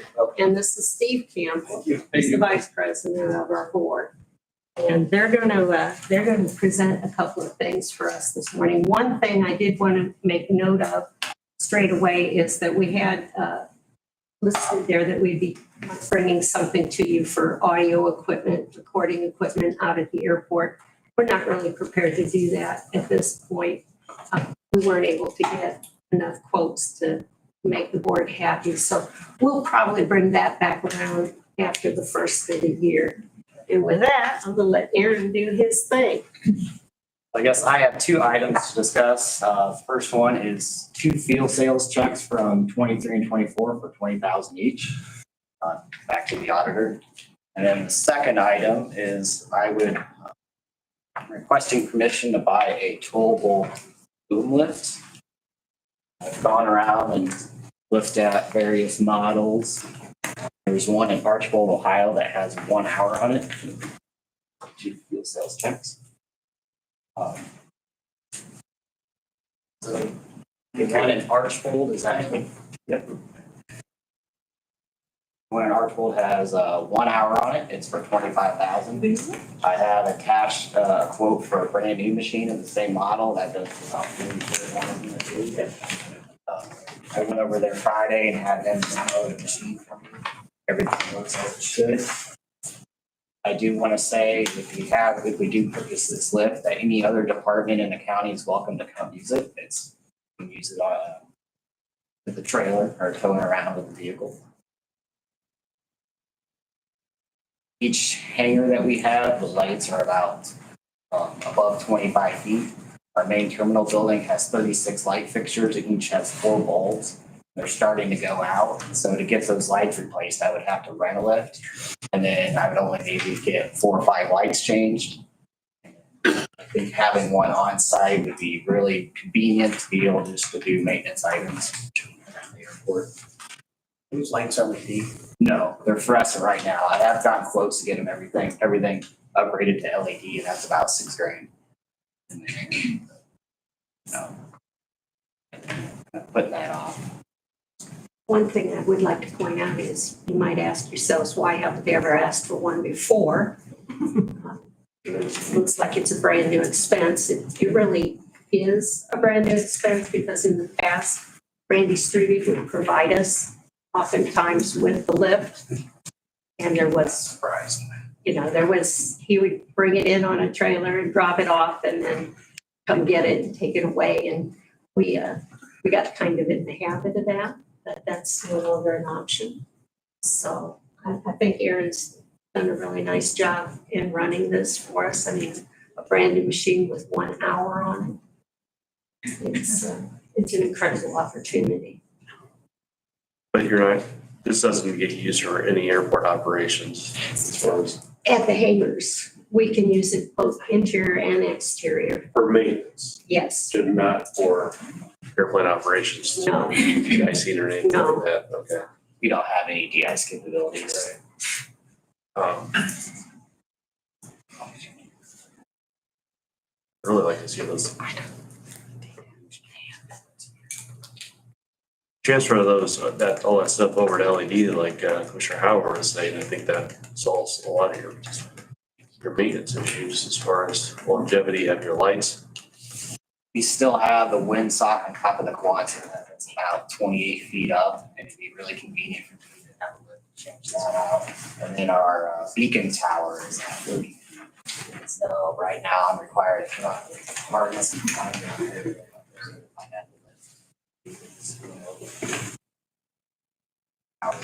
How often are you doing that? Right now, the light bulbs are only lasting about 3 months, and there's 2 bulbs shine on the beacon. And with them, be converted to LED as well? So that's on our CIP for, I believe, 2028, so upgrade all our lighting, so that will get replaced. With a regular scissor lift, you can't really drive it off pavement, and we do with our new wildlife fence, we do have a couple areas where a tree could potentially, fall onto the fence, and just being able to, trim limbs or access things that are out of reach would be convenient. I toured the DeKalb County Airport, and the manager there said that was the towable boom lift was their most vital piece of equipment that they have. He really said that it's convenient and very useful around the property. We do have a lot of maintenance items that are kind of elevated.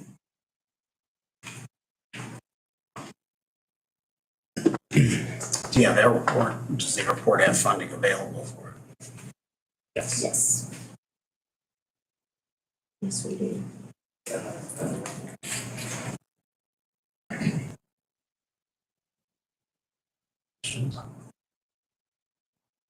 I guess before I purchase something like that, I think I'd have to speak with other departments to see if they would have any use for one as well. It could truly be shared with.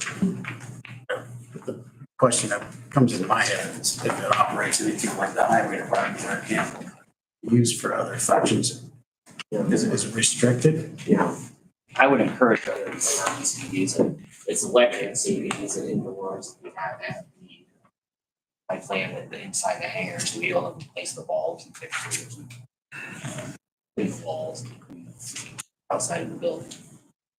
I would say before you start replacing light bulbs inside, you go ahead and convert it to LED. But yes, we. Most of our. Well, I think that's the thing. There's programs out there where they'll actually come in and change all the fixtures for you and get a price. I think get a price for that. I like to see that price before we go buy a lift. So I do have a quote. That quote was basically changing out the ballast and then adding LED tubes. So it wouldn't be changing, it wouldn't be changing the whole fixture. Right. I would almost prefer that change, but I have that quote to get that done. I think I'd like to see that number. Clearly, changing the entire fixture will increase the cost as opposed to or just the ballots that are involved. Solution. And I believe that quote was 6,400, but that was. Yeah. I mean, that's what they did, that's what all these are, is they just pop the old, fluorescent, complete kit down and add them to LED kits, so I think,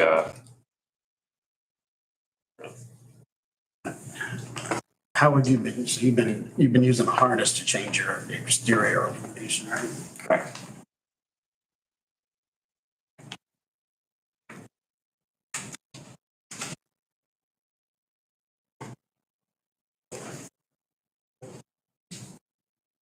Top of the terminal building is at 32 feet. The lift that I have quoted is I could reach up to 41 feet. So right now I don't have an ability to get on top of the building, so I have a need. For example, we had one of our HVAC exhaust fans is running nonstop, and there was no way to get a visual on it. So we basically had to pull the fuse and we have to get someone on top of the building to, I guess, address that.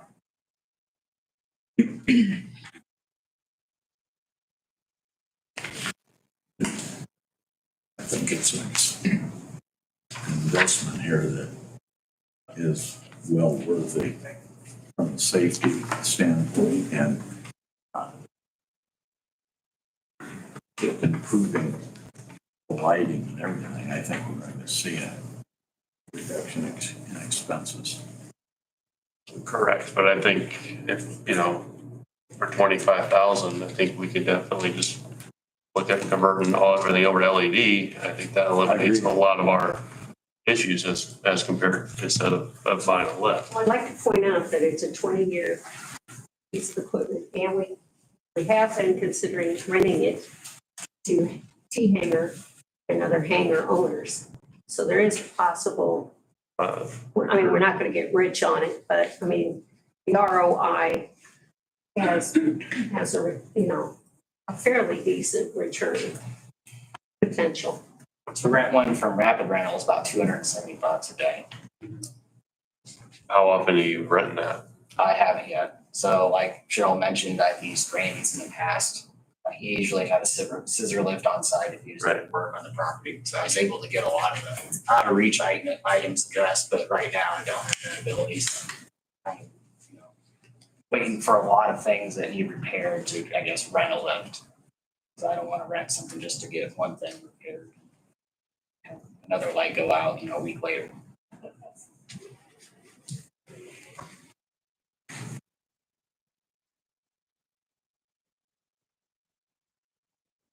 I can see your point. I think I'm in a position where if they're thinking that they need this equipment in order to maintain the airport and they have the funding to do it. I agree. See the reason to not get the tools it needs. That's a big motion. I'll make the motion that we approve the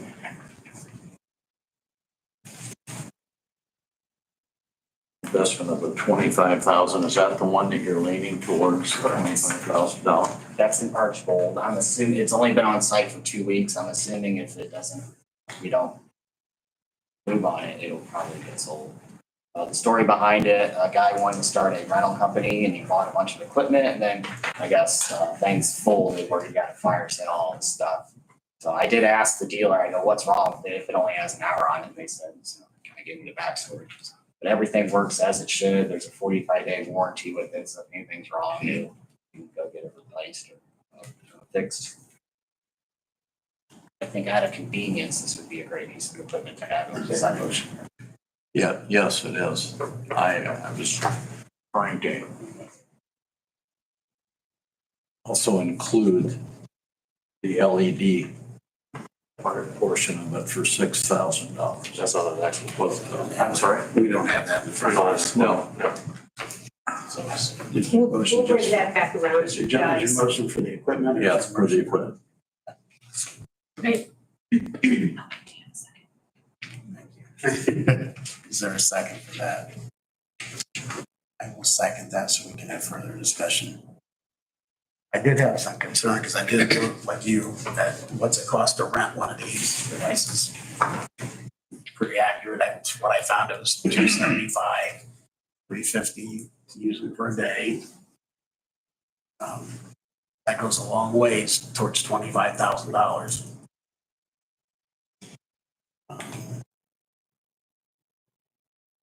However,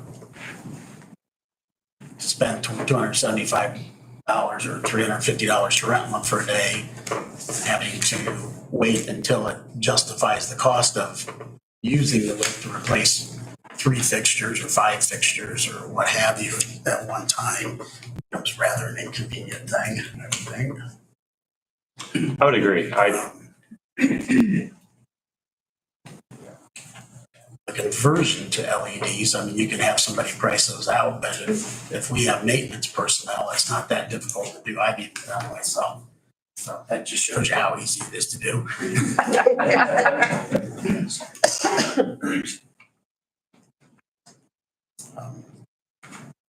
Any further thoughts? No, my only thought is, yeah, that 25,000, yeah, you'd have to either have someone do it or rent one, but by the time you did that and converted all those to LED, you would eliminate a lot of need for that lift. So other than his exterior. Yeah. He was telling us about. But again, like you said, if it is rental, that's a lot of days of rental. So I'm not opposed to it, like you said, because of that's what they want, that's what they have in their budget. And I think they need it. I guess that's fine, but I would definitely like to see, that LED conversion done.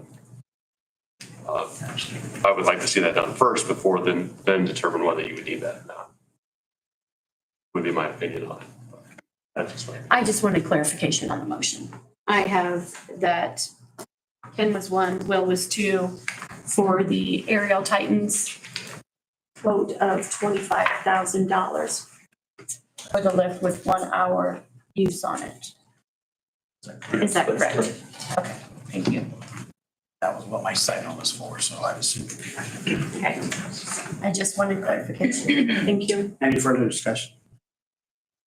Hearing none, all in favor, signify by aye. Aye. Opposed, the same.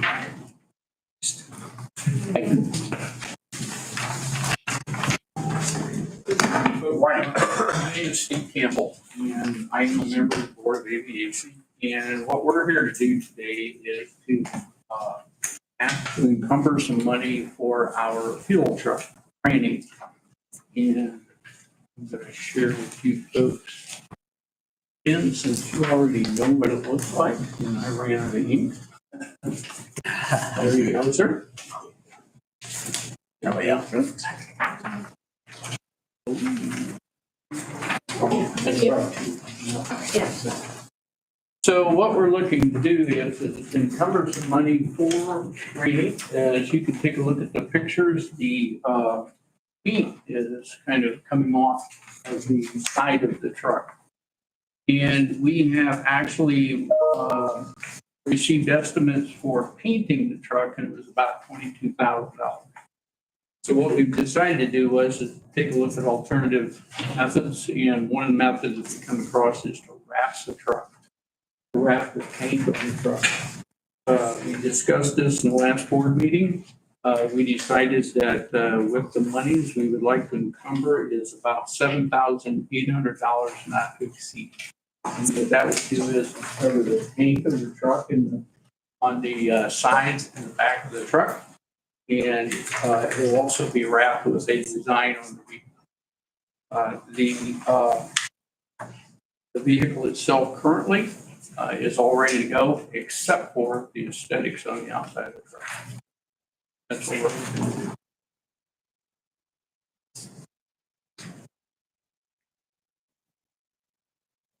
So if this is approved, we would just need an invoice turned in, and then you guys do your. Yes, ma'am. Okay. Questions? No. Motion. Move to approve. Second.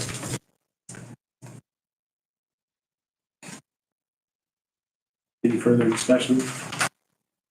Hearing none, all in favor, signify with aye. Aye. Thank you very much for your time. And I just have a couple of little things that I would like to chat about. Kind of an end of year deal with regard to the federal projects. I do have a couple of reminders though for you folks.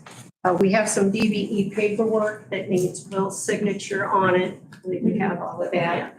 Wanted to remind you to do that. And we also need to renew our SAM registration. Yep, I have that on my desk right now. Perfect.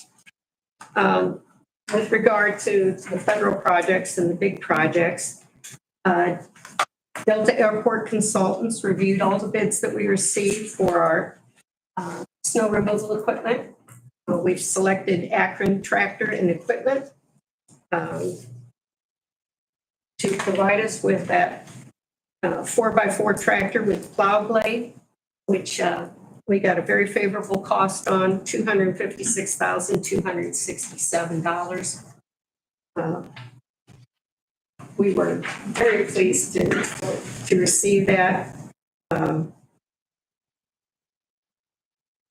See, the grant application will be sent by the BOC and forwarded to the FAA in February. So the FAA has all the paperwork they need. Everything as far as certifications have been approved. So it's more just a matter of a hurry up and wait until February kind of thing. But we do expect the offer sometime in March of 2025. Bottom line on that is, given the prices we have for engineering as well as the purchase of the equipment, we expect our local match to be in the $7,400 range. The wildlife fence is progressing really nice. I don't know if you've had a chance to go out there. It is on schedule. The contractor is currently installing the chain link fabric and skirting around the perimeter of the fence, and they anticipate installing the fence within the wetland area in mid-January to comply with environmental regulations and the limitations that the FAA has put on us. We need to make sure that the wetland is completely frozen before we start moving equipment around on it. We do anticipate installing the gates, including the pivot gates, sometime in March. They expect the entire project to be done sometime in April. So that's pretty awesome. And then with one other thing is we have the fuel station, the new fuel going in. Site work's about 75% complete. Street Construction's doing an excellent job for us. The tanks are 95% complete. We anticipate delivery of those in January. There was a slight delay with regard to a pump that we need for the entire assembly, but it just wasn't available. We anticipate completion of the entire project in February. That's the install. And the removal of the tanks, we expect to bid those out, the removal work in January. So everything at the airport is progressing nicely. We want to thank everybody for all the help and support you've given us this year. It was an exciting year for all of us, and we think a lot of good things have happened out there. We'd also like to thank Ken for his service as our liaison, and Lisa Aldridge as our liaison from the council. Without them, we probably would have been muddling through the year pretty well. The entire team is very grateful this year, so thank you very much. Thank you. Steve Camp. That's the guy.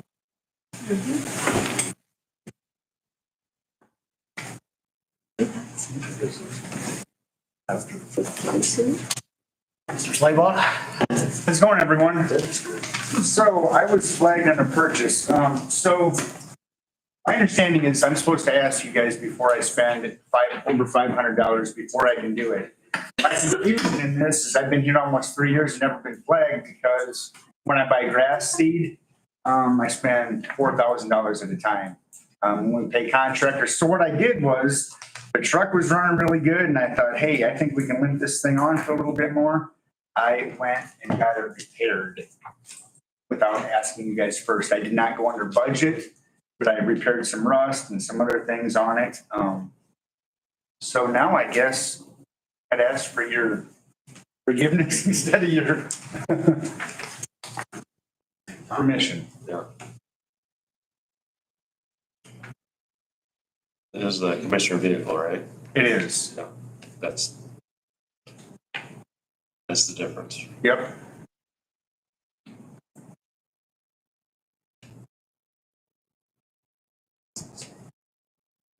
The work's already done, so. Right. I will make a move to approve. Second.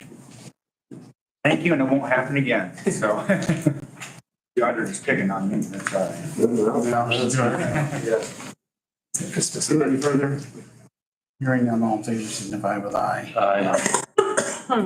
Thank you, guys. Merry Christmas. Merry Christmas. Right. Sure. Your birthday or shopping. I just have a couple things here that I wanted to request approval on. There are just a couple items I had in the works. As IT director, so hopefully get these cleaned up then by the end of the year and everything over to Nikki. I have some funding that I was going to encumber on a couple of projects. One being to order more computers. I have a quote here from Insight. 7 computers would be $18,590.17. Again, these are just replacement computers. We have quite a few computers yet that are Windows 10. All the Windows 10 computers will be unsupported by October of 2025, so we need to still move forward in getting all these replaced and removed out of the county, the ones that will not be viable to or do not support an upgrade to Windows 11. So just further purchasing computers and utilizing some funding that we have to continue replacing the computers throughout the office. Move to approve. Second. Further? Hearing none, all in favor, signify with aye. Aye. Second item on the agenda was a server expansion for our virtualization. We've had our current virtualization for 5 years, and with all the servers that's been added throughout all the offices, we've come to the point of needing more core count and more core CPU usage that we need to incur more than what we have. So while doing the server expansion, it's a good time to go ahead and additionally purchase the licenses that we need for our 2025 data center software licensing. Right now, we're on 2019. 2025 is obviously the next step that will be utilized in the future for any servers that we make and upgrades to servers. We obviously have to keep up with Microsoft.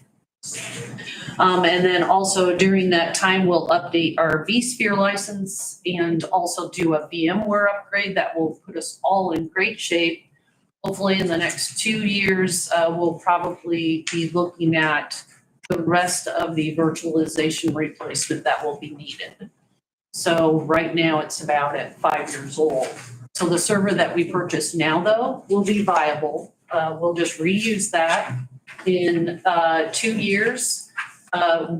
We can reuse that server to purchase, to put in with our new equipment. But we're in need of it right now for core count that we need for processing. So the total on that after getting all of our licenses upgraded and the professional services, $39,505.04. Again, I just am planning on encumbering our funds that we have for my account. I have approximately $68,255.35 in my line item to cover both of these items for encumbrance. Move to approve. Second. Any further? Hearing none, all in favor, signify with aye. Aye. Thank you, gentlemen. Appreciate it. Merry Christmas. Happy New Year.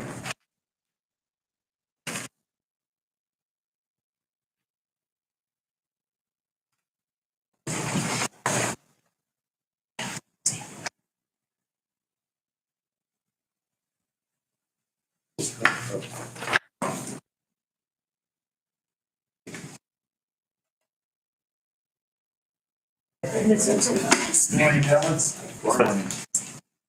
So first thing on my list is the approval of sell the equipment. You guys did get the photos, right? Yes. Okay. First one is the air compressor, which was purchased in 2009. I could probably get a more efficient one for $250 to $350. I've been using my personal residential one. Basically, to air out the water lines in the winter. Pretty much sounds like a cartoon air compressor when it's running. And it has to be on level ground, and we're out in the parks or in the fairgrounds. It's not gonna stay level when you have it there running, so.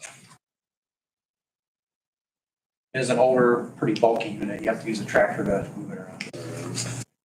You have the volume to blow out your lines with a Yes, electric one, basically? yeah, I've been using my residential one. It's been fine, so. Okay.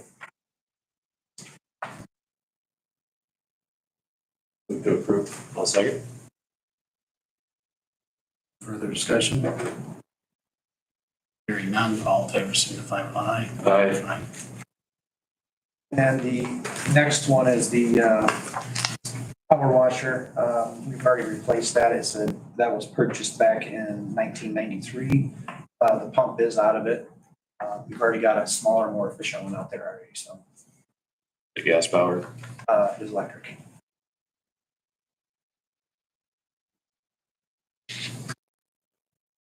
This one is gas powered, yes, I'm sorry. But the one you use? The one we use is electric? It's a steel electric, yes. Like gets stuff cleaning, you need cleaned? We've used it for almost a year now, so. You're not selling the painter next to it as well? Yeah, that painter, I've never used it. I couldn't even find it on our inventory list. It's been out there for quite a while, I'm assuming. What that was used for.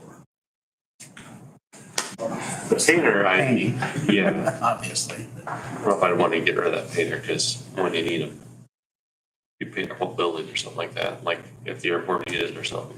I mean, it's already in our inventory to go out and rent or buy one. Those are really nice to have. Okay. I just don't think anyone knows we have it. I think if people actually knew we had one, it probably would have been used by now. So I'd maybe like to see that one stay. Because you're not getting anything out of it.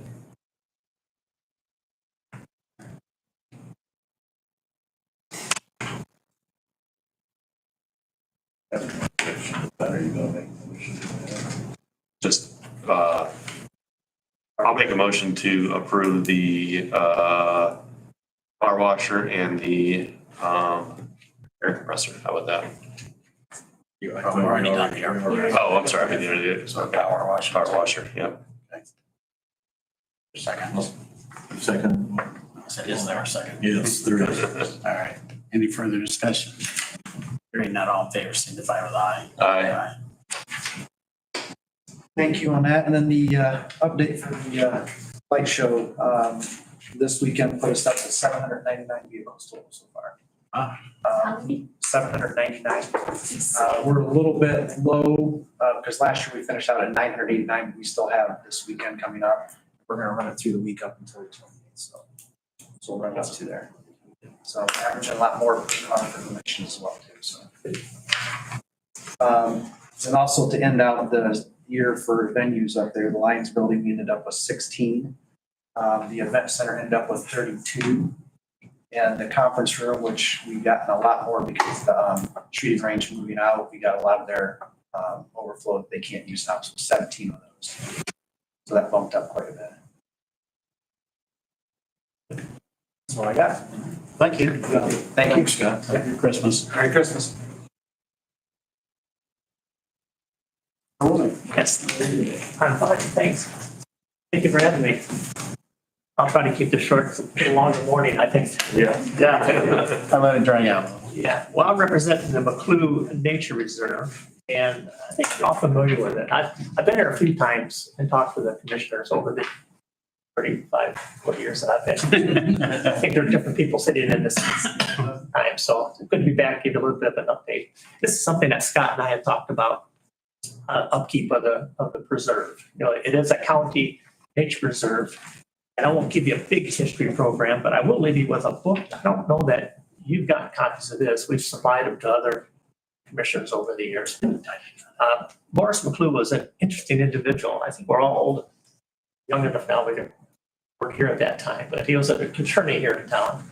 You may be familiar with the stories of Morris McClue. He was an attorney here. He had an office right up on North Wayne Street, kind of across from where the Wings restaurant is. He was born in 1878, passed away in 1957. He had quite a career as an attorney here in town. Also, he was an Indiana state legislator. He was with the House of Representatives in the early 1900s. Late 1894, he had a chance to hear Simon Pokagon speak. And it was in a park right across the street here, McDonald's Park, here where the library is now.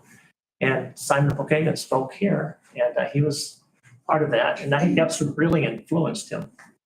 So he was an attorney, and he was a legislator. His real passion was nature. He lived out on 400 North, the corner of 400 and 100. There's a big house there now, the Radcliffe House. And then he had a couple of cottages on Lake James. But his real love was his 80 acres of woods down the road from his home.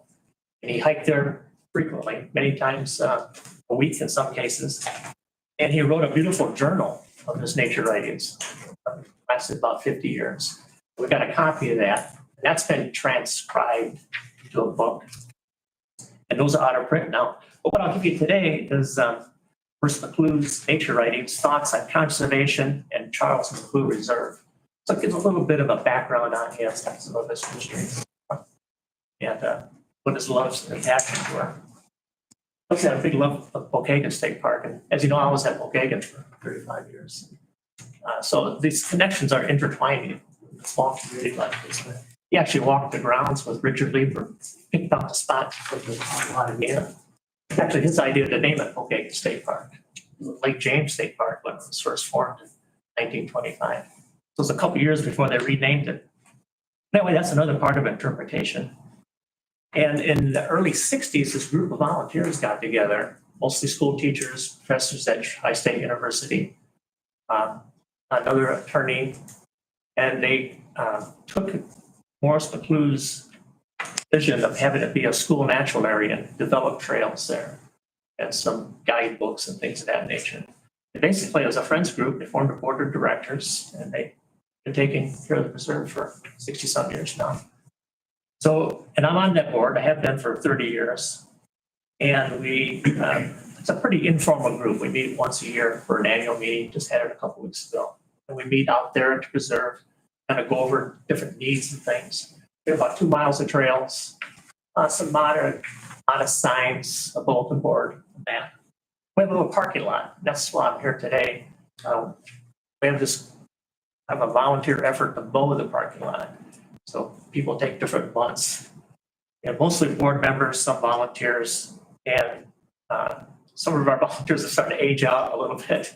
And getting lawnmowers in the cars and getting them so that's easy. So I talked to Scott to see if he could stop by on his way to and from the Clear Lake Beach and mow that little lot.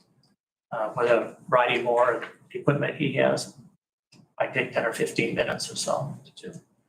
So that's why he asked me here to kind of give a little update on McClue. You know, I can talk about it all morning, but I won't. If you have any questions, what I'd like to do is take a hike out there anytime. If you'd like to come out, I'd be more than happy to take you on a walk of one or more of the trails. We do have a budget, our little friends group, and we've been using it mostly on in the last 5 years, resource management. Because it's, as all natural areas, is being overcome with invasive species, a lot of mottled bush honeysuckle, multiflora rose.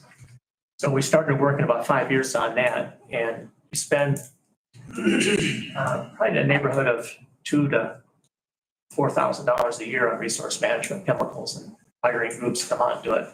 We got a grant 4 years ago, after you helped us with it, for the people who were sitting here then, for $9,000 from the U.S. Fish and Wildlife Service. Then we matched it. So we spent close to $25,000 out there just on resource management. And that's kind of what we'd like to put our efforts on now, on our resources and not have to worry about the parking lot.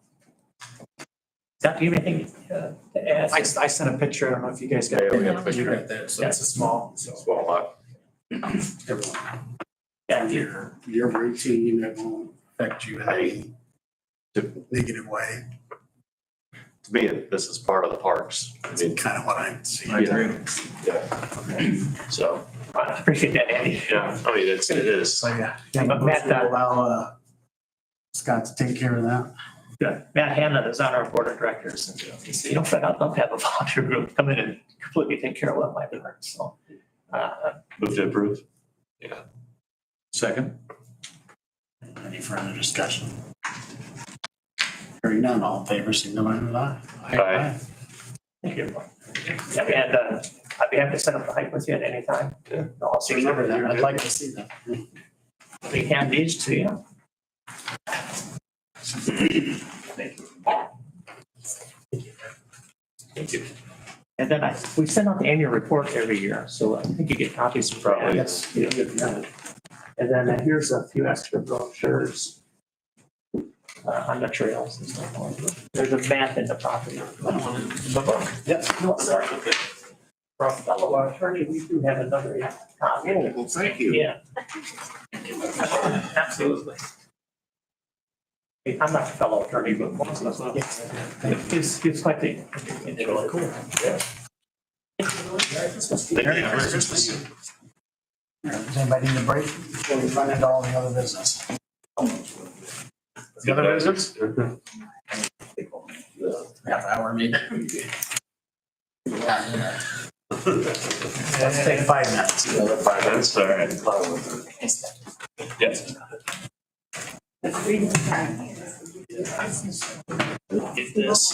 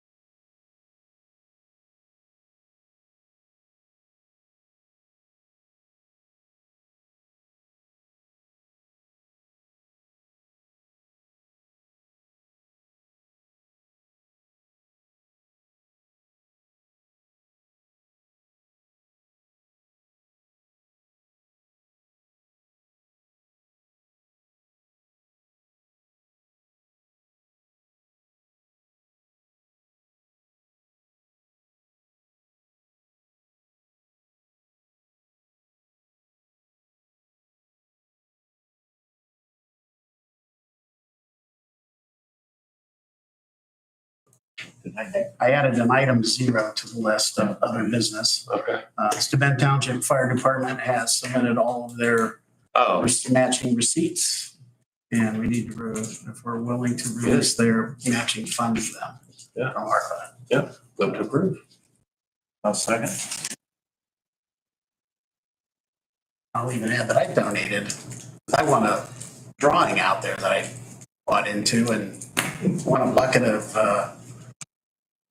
car care stuff. Oh, yeah. You know, armor. Oh, yeah. Armor. I just donated it back to them. So. Nice.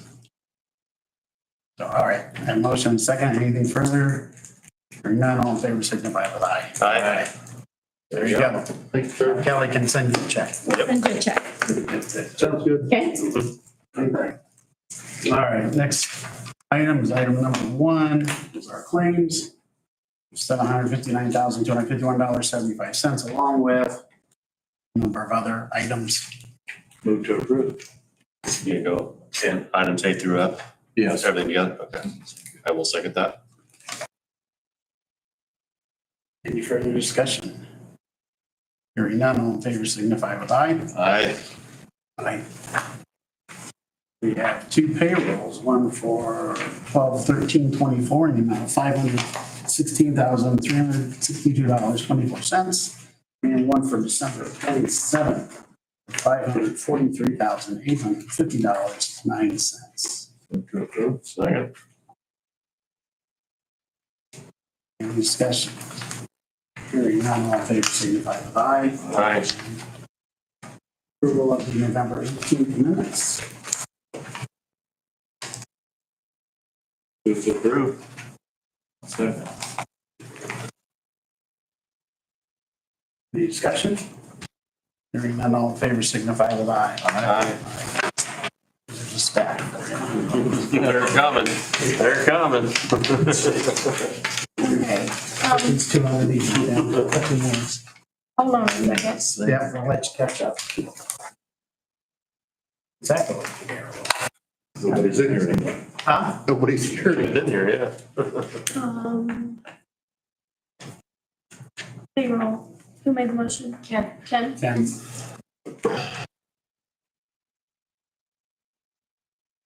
All right, that's the, and the motion on the fire department, because I was writing something. Okay, give me first. I'm caught up now.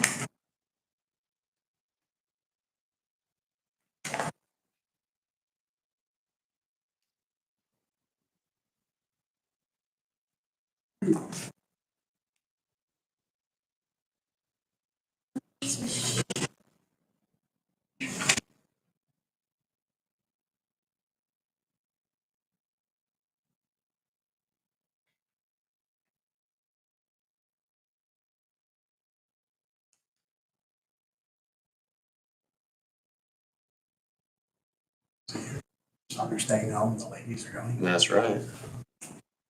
He's got a basketball tournament worked Friday and Saturday. Hamilton's boys and girls played at Hickory. Oh, yeah? Last Saturday. You going to Florida for the holidays? I am not, no.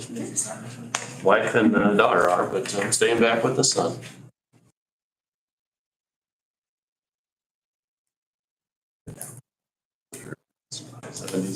Yeah, I was gonna say right at 80. Yeah. It's cold over the weekend. They said they had the boat parade. It was like 57. But Was it really? Yeah.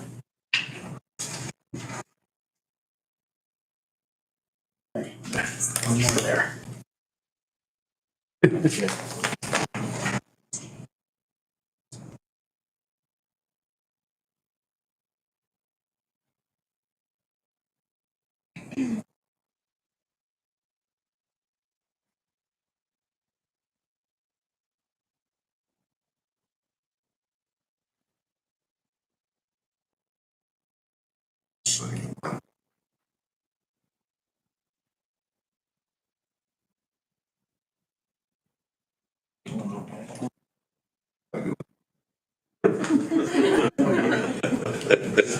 Did that. So. Oh. Saw that.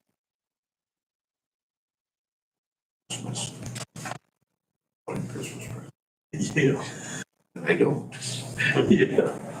I refuse to get caught up. Yeah. Commercialism on Christmas. Yeah. Takes all the fun out of it. I don't like to receive gifts. I don't like to. Yeah. What do I need? I want something, I go buy it. My phone is still. Wait a minute. The mouse is back. There you go. It was gone all day. Mine does that when I'm charging. Like if I'm charging it, it will not respond. That's why I had. Okay. I so missed the additional irritation of that. And it was all of a sudden I was lost because it was gone. There we go. All right, I'm gonna do this. Go ahead. Okay, Should be on number 4. monthly financial comparison report. I mentioned that we reviewed them. Second. Any further? Favor signify with aye. Aye. Aye.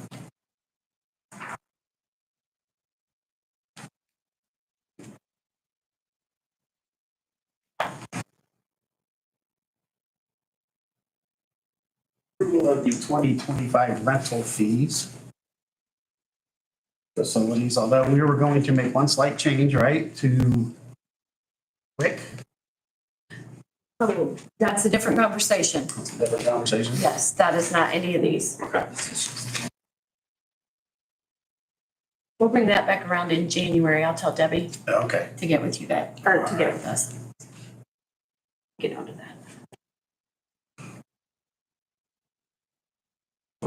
So are we doing this one or not? Just as they are presented. Last week.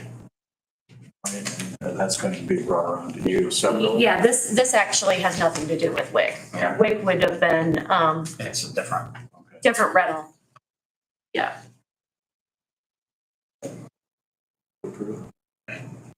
Second. This has all the changes that you guys discussed then, the lower rates for the multi-purpose room. Thank you. Yeah. All in favor, signify with aye. Aye. And that was Ken and Andy. Yes. We have an invoice from Validus. This is just the finish of the, this is the courtroom seals, yeah. This should be the last of those, right? Move to approve. Second. This will come out of the bond, Kelly. Yeah. Any further discussion? Hearing none, all in favor, signify with aye. Aye.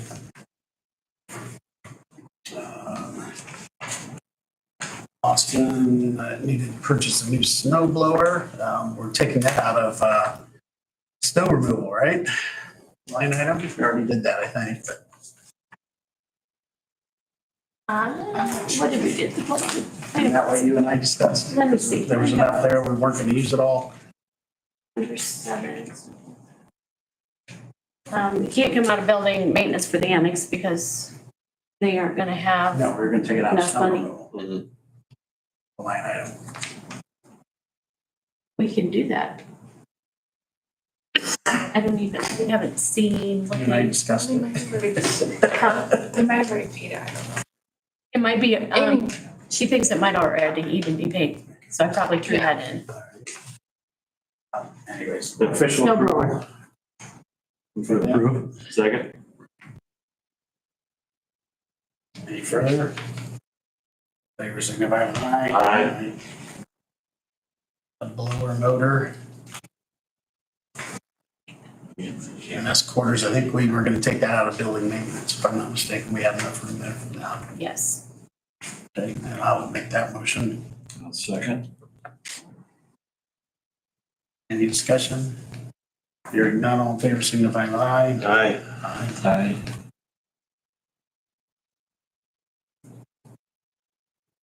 Why can't draw for the current billing period? Move to approve. Second. Any further discussion? Hearing none, all in favor signify with aye. Aye.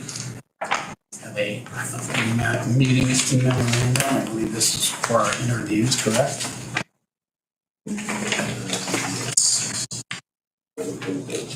Yes. Yeah. No, this one is for the updates to the job descriptions. Updates to the job descriptions, okay.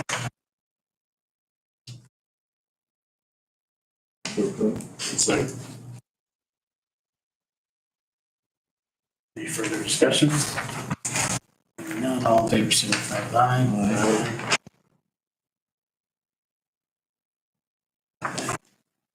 Next item is the jail is complete, everything's been checked off. Just need to let that out there, sure. Move to approve. Second.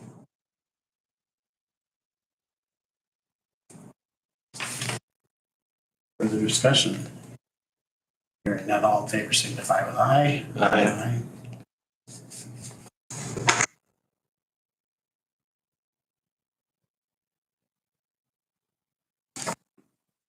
Under 11. Commissioner's credit card. On there, so I will move to approve. Second. Further discussion? Other than I called him, but you guys got all the two for it. I got all of them. All right. All in favor, signify with aye. Aye.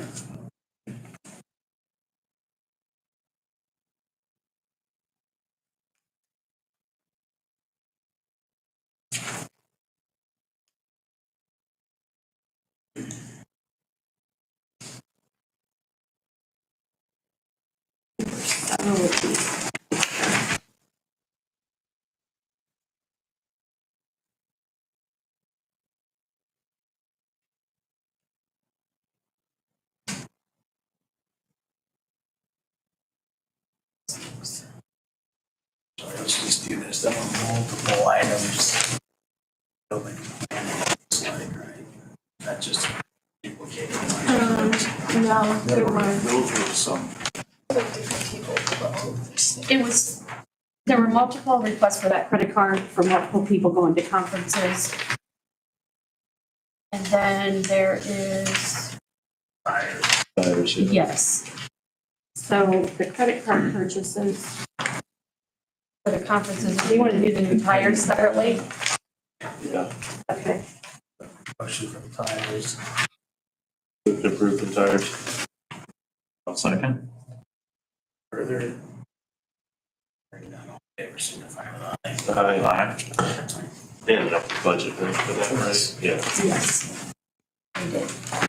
Approval of the official bonds from Cincinnati Insurance. Move to approve. Okay, there's going to be several of these. All the bonds are in here that we've received so far, and they're all from different companies. It just depends. So if you want, you can, I'm sorry, and I interrupted that. You have a motion on the floor. My bad. If you want to approve them all at once, then we can go down through and get your signatures. Or we can stamp them. So you, Sorry. can I get you to withdraw your motion? Yeah, I will withdraw the motion. I'll withdraw my second. Okay, well, let's just do this and then all encompassing approval of elected official bonds, Okay. since there's multiple different. So, is that a motion? I will make a motion to, and have them stamped, right? You can stamp or stamped, unless I don't know. It only requires one signature, and it'll be the president's, Oh, okay. and it just says that you approved it down here. They just stamp that. Okay. I will make a motion to approve all of the bonds on the list. I'll second. Any further discussion? Hearing none, all in favor, signify with aye. Aye. Aye. A lot of bonds. Yeah. Just have one conflict of interest. There's a lot. Yeah. You want to do this? Yeah, More than one. Yeah, I said there should be a stack of them. There are. find the bottom of the bonds first. This is of the conflict of interest statements. Yeah. And actually, looking for the first one, I have something to read off of. Conflict of interest.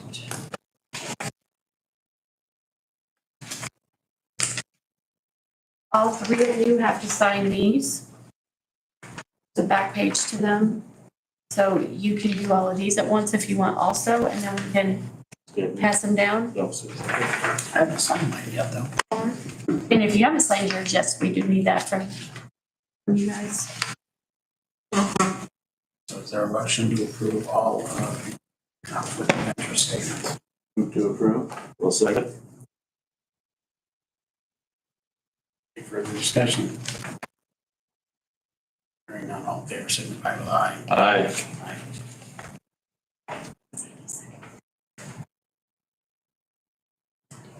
Next is just approval of the final documents for the health insurance for 2025. Move to approve. I'll second. Any discussion on those? Hearing none, all in favor, signify with aye. Aye.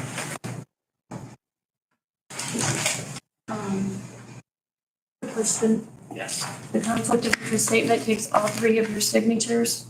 Do you guys want to sign them or do you want us to stamp your names to them? Stamp. I was stamping. I figured, but I wanted to clarify. And is that the insurance? Yeah.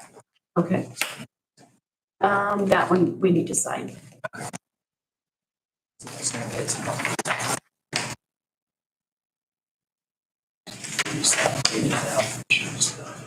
She's got everything flagged on that health insurance for you. Yeah, you got them, you got all the flags right there? Yeah. All three of us are signing that? No, just Will. Will. All right, there you go. Might be one that's not flagged. Signature. Signature.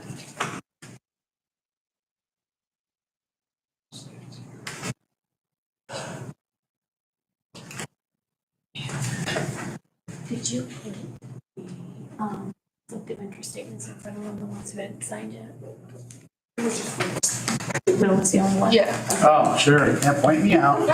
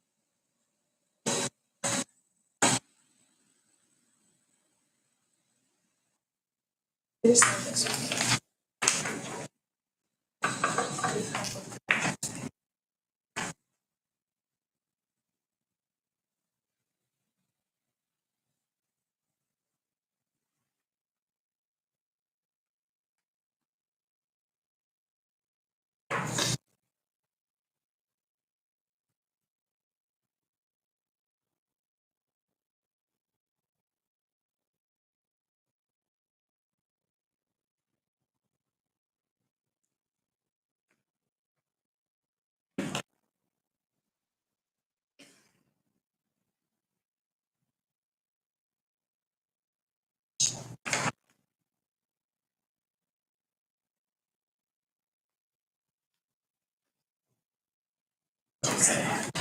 Next item is appointment to the Board of Health. Yep. Julia Clary.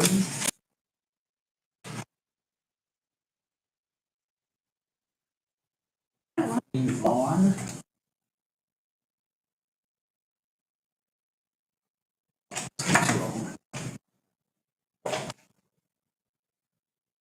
To approve?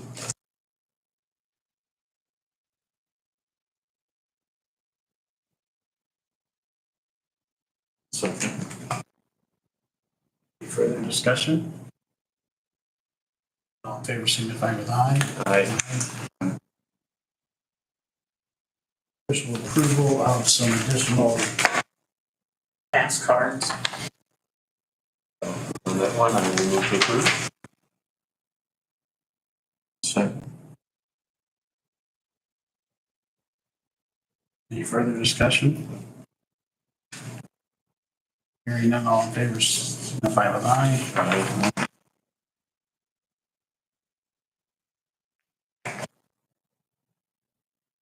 And I have the commissioner pay for that, like we discussed with. Yeah. Bond too. Bond too. Hold on. I don't think so. They borrow and steal there. That's gonna be an ongoing expense, I think.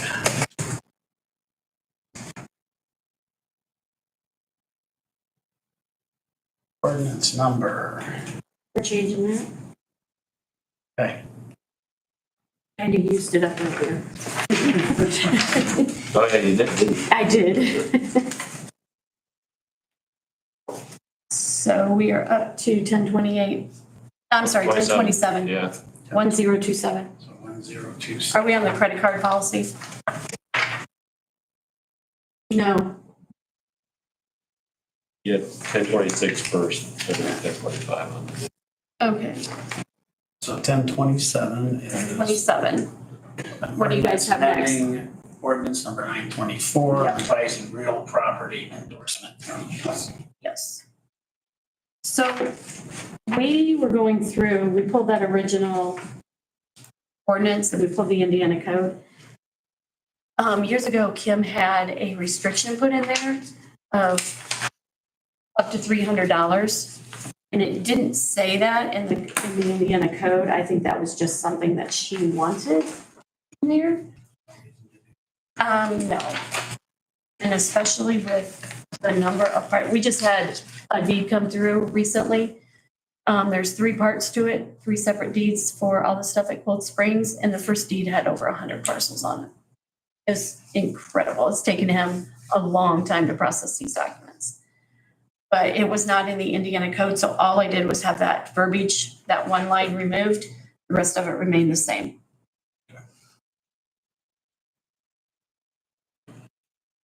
Motion for ordinance number 1027. Second. Further discussion. Hearing none, all in favor, signify with aye. Aye. Let's just let that go through the normal process. Exactly. Okay. And the next one is 28. Yep. 8. This is for the credit cards. Credit card usage. Yes. Basically, they won't have to call us every time they need to use it if it's under $500 and they budgeted funds for it. I will move to approve. Second.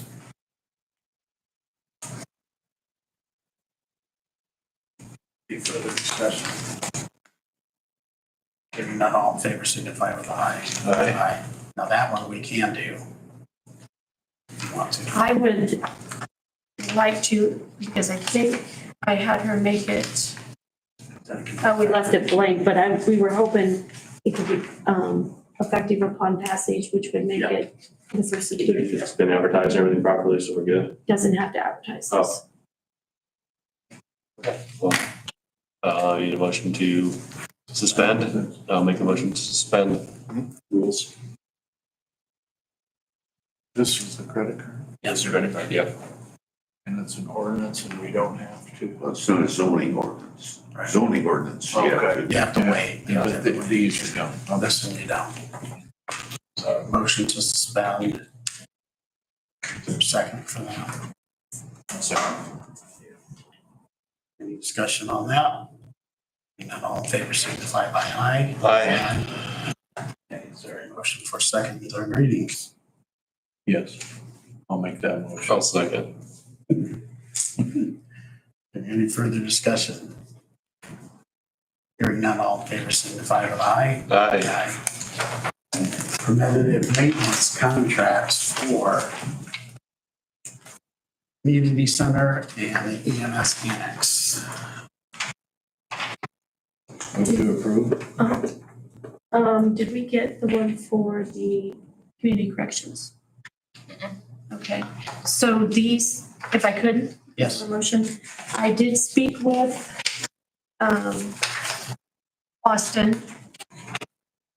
And he did not, have time to get the additional quotes for this, because there was a comment made about the sheriff's department had additional quotes. It's up to you whether or not you guys want to pass this now or whether you want to wait and see if he comes up with any additional ones. He is out of town, so I told him that I would. Yes. So, and then the other reason being, there's an invoice in here for community corrections building from Delta T for their new contract, but I didn't have a copy of the contract. And they had no invoices for. Let's just wait. Okay, so we're gonna table that and, okay, I'll withdraw my motion. thank you. Next one.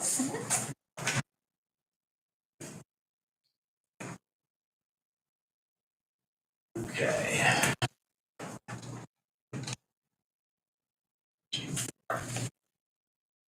Okay, yep, motion for True Green Lawn Service for our lawn treatments. And wait a minute, slow down. I'm sorry, Ken. Did they include the judicial center that?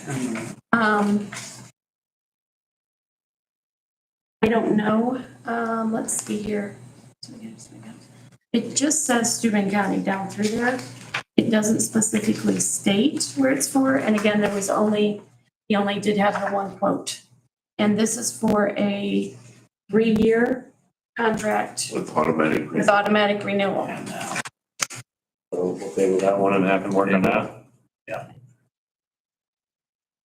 And make sure that the judicial center is Included in included that. in that. Transportation. Okay, so the next item is the approval of the snow equipment, correct? This is the document that Cheryl Kelly was referring to that needed signed.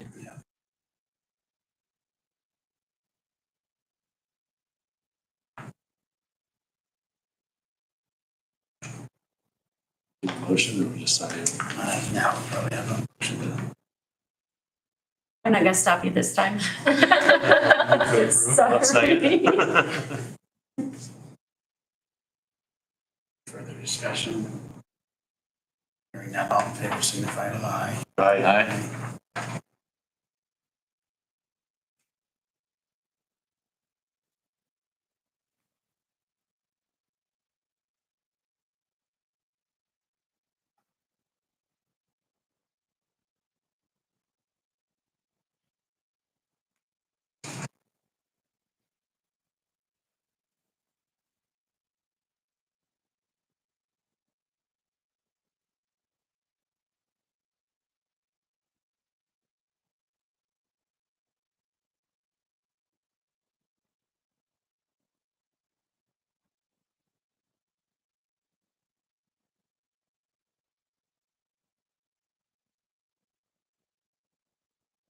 This is all that Dana gave us for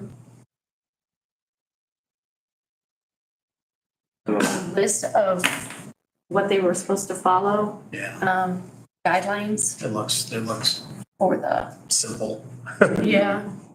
And then I wasn't 100% sure, is this going down in the lobby area where we walk in? Yes. Okay.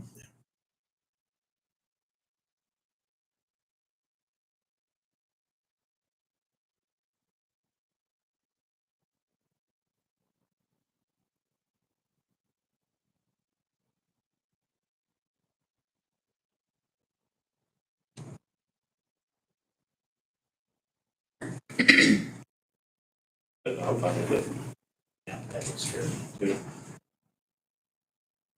They just said simple, if we need to make changes to it. Right. Right.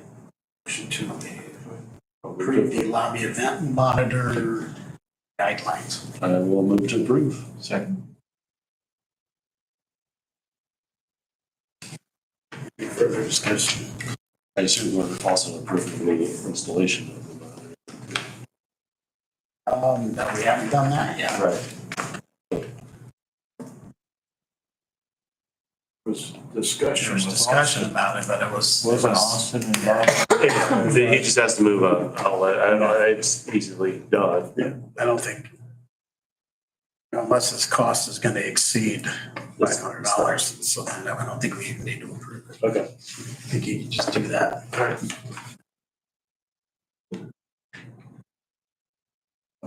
You got to vote on that, yeah. Yeah. All in favor, signify with aye. Aye. Okay, extension contract for 2025. Get through 2025 with them, correct? It's the 2026. They may have some challenges to it, is that correct? Going forward? On Their whether, funding mechanism? on whether or not they approve those positions. They're waiting. Right now, they haven't. Should we wait until they? That would be a question for Julie. I don't know the answer to that. Let's do this, let's table that. You're in agreement with it until we can clarify that through her. Because if they eliminate positions and they still want the same amount of money. Yeah, I agree. I haven't heard anything else from it. So they're questioning the positions of the, There's some funding issues at Purdue University right now. So they may not get some of their positions funded. Yeah. certainly think it's 2026 to tell what they need before we consider. So that's what it's word, they send you a contract and just as an aside. Elon Musk was reviewing the county budget and state budgets. That would be one of the things on the chopping block. You're probably correct. It would. More and more every day. So let's table that for now. Holiday pay and carryover days for the new IT person. Erin had asked me about this, and I said I was fine with them doing that. She would allow her to waive the 30-day waiting period for holiday pay and then allow a one-time carryover for 2 personal days and 1 vacation day. Because she's not going to have time to use them between the time they were given to her and the end of the year. Yeah. So. Move to approve. I'll second. All right, any questions? All in favor, signify with aye. Aye. And I believe you can probably just mention the Coes Lake James. Plat signing? Yeah. Or those look already signed. I'm just wondering, because I came up the other day and you and I both were in there about the same time. Last week? Yeah. Okay, I went up, and had to be signed by like Wednesday of last week or something? Okay. We make a motion for, give Will authority to sign this easement for parcel. Oh, yeah. They backed off to the 30 feet. So, yeah, I got that verbal. That's good. Yeah, so is there a motion to allow me to sign the Yeah, I'll make that. easement as presented? Sign that thing. Who made that motion? I did. It's Ken. Well, wait a minute. Does it make a difference who made the motion? No, not this time. Not this time. I'm just kidding. Nope. I'll let you have it, Ken. Who was second? Andy? Yes. On the parcel easement. All in favor, signify with aye. Aye. Even though I already signed it.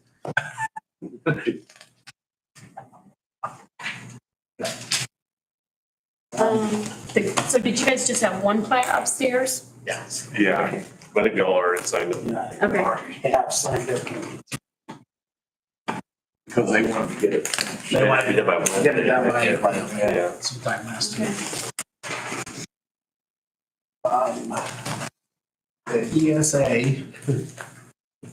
we have a final copy of it. I have it here on my computer. I just have to send it out so you can review it. years ago.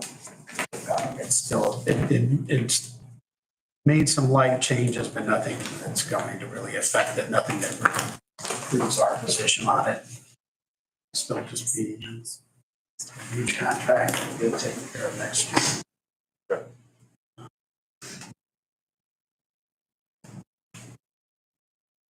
I'll have Don probably review it anyways, but I'm sure your analysis will be similar to what it was prior to that.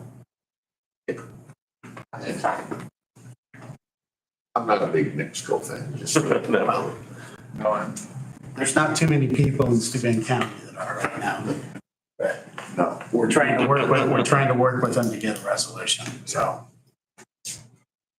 Gotta continue to do that, I believe.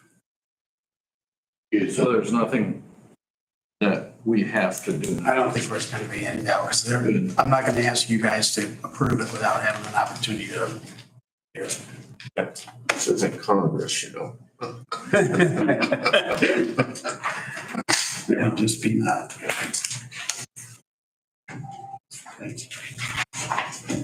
Anything else? Nope. Yes, sir. Two questions. One, I'm with Steuben Township, if you don't know. Is the county going to be dispositioning any vehicles in the next year? At least let the fire departments know so we can at least try to bid on them? We tried. It's always been brought up within the county, but we never find out until after the fact. Yeah. Is that be an issue? No, typically what we would do is offer them to other departments that if it was an upgrade to something that they already had. And then those just go out on the public bid site, but maybe we could do something to offer those locally to another entity. Can we do that without putting it out to public? Yeah, you can offer it to another governmental entity, yes. In the county, I wanted to bring it up. They're usually pretty warned. They are. Well, We have no rescue right now. We have a truck that we're using as a rescue, but we cannot get it down Lakeland. So we're in search of a vehicle right now pretty fast. Okay. The other thing I wanted to bring up is, Andy's been to them, county meetings, fire meetings, chief and officers meetings. I've been to a couple of them. Please show up. I stopped actually getting my calendar invites for those. Whoever's sending those out needs to send those out. That's how I remember to go is what is it, the third Thursday every month? It's usually the third Thursday every 3 months. Yeah. That's why it's not always a regular rotation, so. I went to the one in Hamilton. Yeah. That's gonna say, Kim- 45 scheduled, you email it to you? Yes, that'd if be you great. would email that to me and Abby, we can make sure that we get that out every time to everybody. This is all 2025. And is that the county or just Steuben? So we're- Yes. It's the county? Chiefs and officers. Okay. That's good. Really disappointed I don't have a crowd out here. It's been a good year. Yes, it has. Don? You've accomplished a lot. Yeah. I was hoping we'd have a little bit of an audience here. God,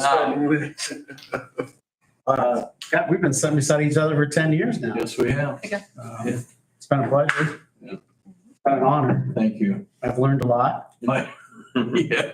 We've gotten a lot. Yeah. We've accomplished a lot in 10 years. We sure have. We still have more to do, but Okay. I know you said you didn't want anything, but No. too bad. Andy and I overruled you. You didn't get a vote. You didn't get a vote in on that one. So on behalf of us and everyone in Steuben County, Thank you. thanks for your service. I can look now. Absolutely, yeah.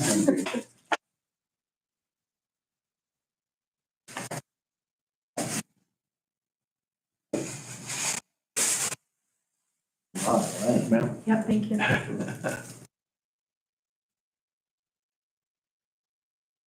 No good deed goes unpunished. That's cool. All right. Very nice.